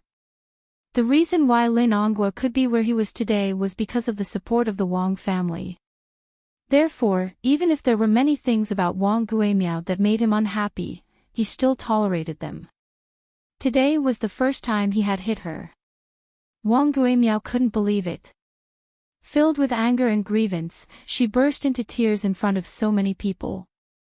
However, Lin Ongwa didn't comfort her like before. Looking at her, he felt even more embarrassed. He had long lost his patience with her. Wang Guimiao did not study much. Not only was she uncultured, but she also had a low EQ, which caused him a lot of trouble. He had repeatedly warned her that there would always be someone better than her. When she was outside, she should not be too arrogant and domineering. Instead, she should keep a low profile.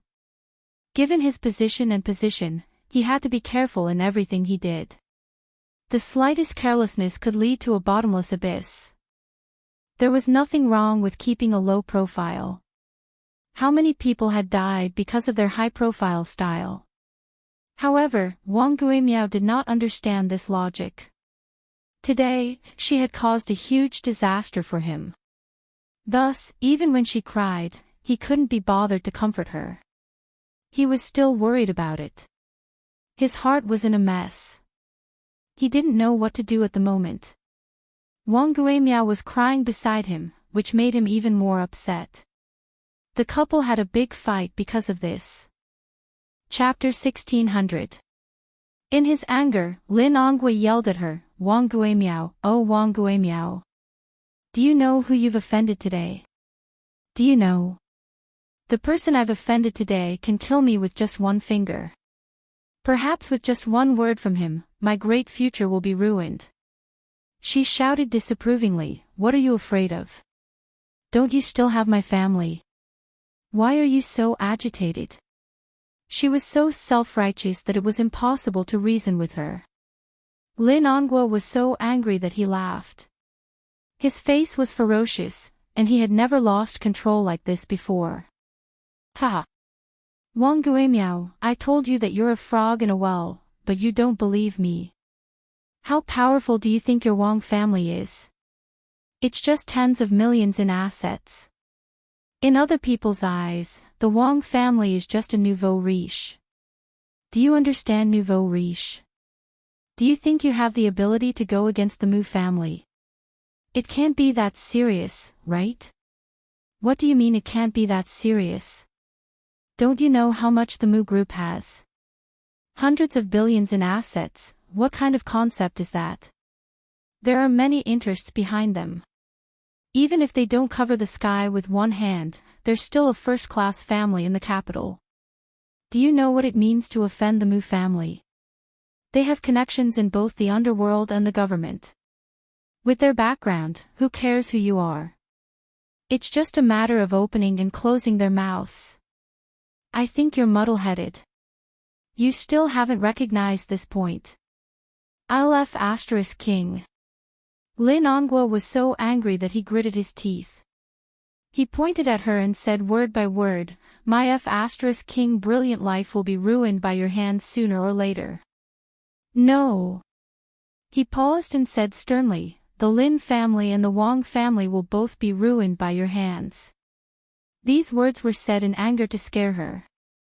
However, he didn't expect that his words would come true. Lin Ongwa didn't expect Mu Yaja to make a move so quickly. The storm came suddenly and violently. After he heard the news, his mind went blank for a moment. According to the insider, Mu Yaja's side had already obtained some evidence of his crimes. The next step was to hand this evidence over to the Commission for Discipline Inspection. What was left was probably the end of his world. Over the years, Lin Ongwa had done a lot of things. His black income should be more than 1 billion, and this was not a small amount. 1 billion was more than enough to sentence him to death, let alone prison. He was so scared that his heart palpitated on the spot. Wang Guimiao was so scared that she gave him 2 quick-acting heart-relieving pills before he recovered. Logically speaking, given how careful he was with his actions, it was unlikely that he would leave behind any incriminating evidence. Therefore, he was also skeptical about it. However, when he dialed Jiang Hongwei's number, Jiang Hongwei only vaguely reminded him, Ongwa, now that something like this has happened, you can only pray for yourself. After saying that, he hung up the phone. Lin Ongwa was suddenly frightened. When he called again, he could not get through. Since Jiang Hongwei had already said so, he immediately felt disheartened. He went limp and fell to the ground, unable to come back to his senses for a long time. His first reaction was to run. Take the money and escape abroad, the further the better. However, when he thought about it carefully, even if he wanted to escape, where could he escape to? Mu Yaja must have had a backup plan. If he wanted to escape, it would be difficult for him to do so. He was determined to toy with him until he died. This man was rumored to be ruthless, but he had seen it with his own eyes. He was indeed ruthless. He didn't leave him any way out. Chapter 1601. He was in so much pain at the thought of his many years of hard work being destroyed in one day. He made a lot of phone calls, but he realized that he had accumulated so many connections overnight, but now, none of them had heard of him. At times like this, he had to be careful of which side he chose. If he was not careful, he would be implicated. No one was willing to help him, lest they get into trouble. He thought for a while and finally decided to bring Wang Guimiao to apologize to him personally. Perhaps, he would be lucky enough to get his forgiveness. Thus, the scene before him was born. Yu Yu stood expressionlessly at the door. He looked at the pleading couple without a trace of emotion in his eyes. How pitiful. Yu Yu said this coldly with an indifferent expression. Lin Ongwa saw his expression and was shocked by the little guy's calm state of mind. Usually, children of this age would run to their parents in fright upon seeing such a scene. However, at this moment, he stood at the door with his arms crossed and a cold expression on his face. Wang Guimiao looked at him with an ugly expression and felt extremely remorseful. She could not figure it out and found it strange. She had known about Yun Tianyu since he was in kindergarten, but she had only heard that he had a mother. She had never heard of him having a father. In the parents' group, it was said that the child was from a single-parent family and could not even be considered a single-parent family. His mother was still unmarried, so no one could say for sure how the child came about. It was said that he was an illegitimate child. His mother gave birth to him at the age of 18, which was an unmarried pregnancy. Many people looked down on her and despised her from the bottom of their hearts. Wang Guimiao looked down on her even more. Without an indomitable man in the family, it was indeed easy for people to gossip. A single mother would be subjected to a lot of malicious speculation and slander. Today, however, this child had a father out of nowhere. Moreover, this man's status was not low and was incomparably noble. He was actually one of the top figures in the Mu family. Even now, she still felt that she was in a dream. Who asked her to be unlucky, though? The only thing to blame was that she should not have gone overboard.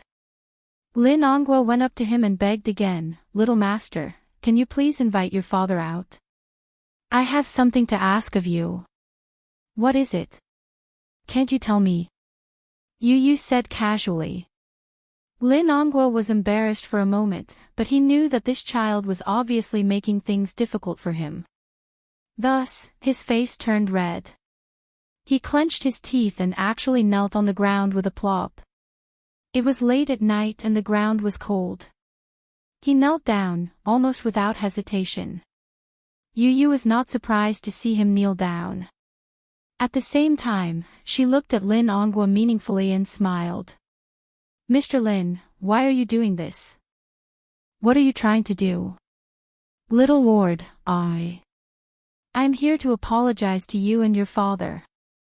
As Lin Ongwa spoke, he fiercely pulled Wang Guimiao. Wang Guimiao was caught off guard and fell to her knees as well. A sharp pain came from his knee. However, she couldn't care about anything else. In any case, he had already lost all his face, and there was nothing he could do to regain it. Chapter 1602. Even though she did not believe it, Wang Guimiao knew that Lin Ongwa was in a panic. Lin Ongwa said that the Mu family had secretly obtained some evidence of his crimes. If they didn't take any action and beg the Mu family to be merciful, the only thing that awaited the Lin family and the Wang family would be death. Wang Guimiao knew a little about Lin Ongwa's actions in the past few years. She knew that if the evidence of his crimes was in the hands of others, it would be as good as having his life in the hands of others. Hence, she did not care about her pride anymore. She knelt down and kowtowed as hard as she could under Lin Ongwa's gaze. Yu. Auntie was wrong. Auntie was really wrong. Auntie shouldn't have called you a little b*****. Auntie shouldn't have listened to those rumors and humiliated you and your mother. Auntie knows her mistake. Can you forgive me? Then, she kowtowed as hard as she could. She was really kowtowing. She knocked her forehead on the ground so hard that her skin was bruised. However, she did it on purpose. She wanted to put on an act for him to see. A little bruise was nothing. If she could beg the Mu family to be merciful, so what if she got bruised and bled a little? Yu yawned and said lazily, okay. I know, I forgive you. Lin Ongwa was overjoyed when he heard that. Really? Wang Guimiao was surprised. She looked up with her eyes wide open and smiled through her tears. She was in a sorry state and her hair was disheveled. She looked disgusting. Yu did not want to look at her. Why should I be so calculative with an uncultured person? So now, all of you can disappear from my sight. Then, Lin Ongwa and Wang Guimiao looked at each other in surprise. They did not expect that it would be so easy to get forgiveness. They had to admit that children were easy to trick. Just a little bit of self-injury and she would be soft-hearted. Lin Ongwa rubbed his hands and chuckled. He asked tentatively, then, that tainted evidence, what evidence? Yu raised her eyebrows in confusion. It's like this.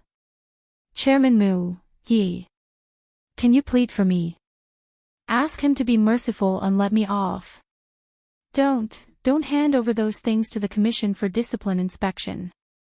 Yu was confused. I don't know what you're talking about.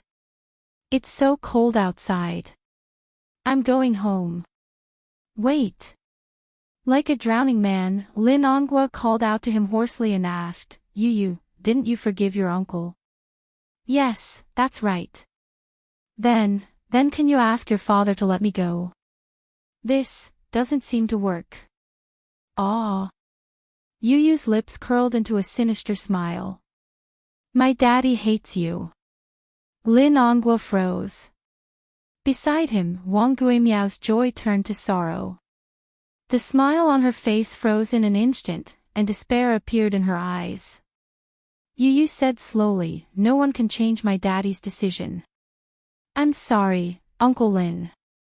After that, he smiled elegantly like a little gentleman and turned to go back to the villa. The door slammed shut, completely isolating Lin Onghua and Wang Guimiao from begging for mercy. That night, it rained heavily. Lin Onghua and Wang Guimiao did not dare to leave. They insisted on kneeling at the door for the whole night. Yu Yu ignored them.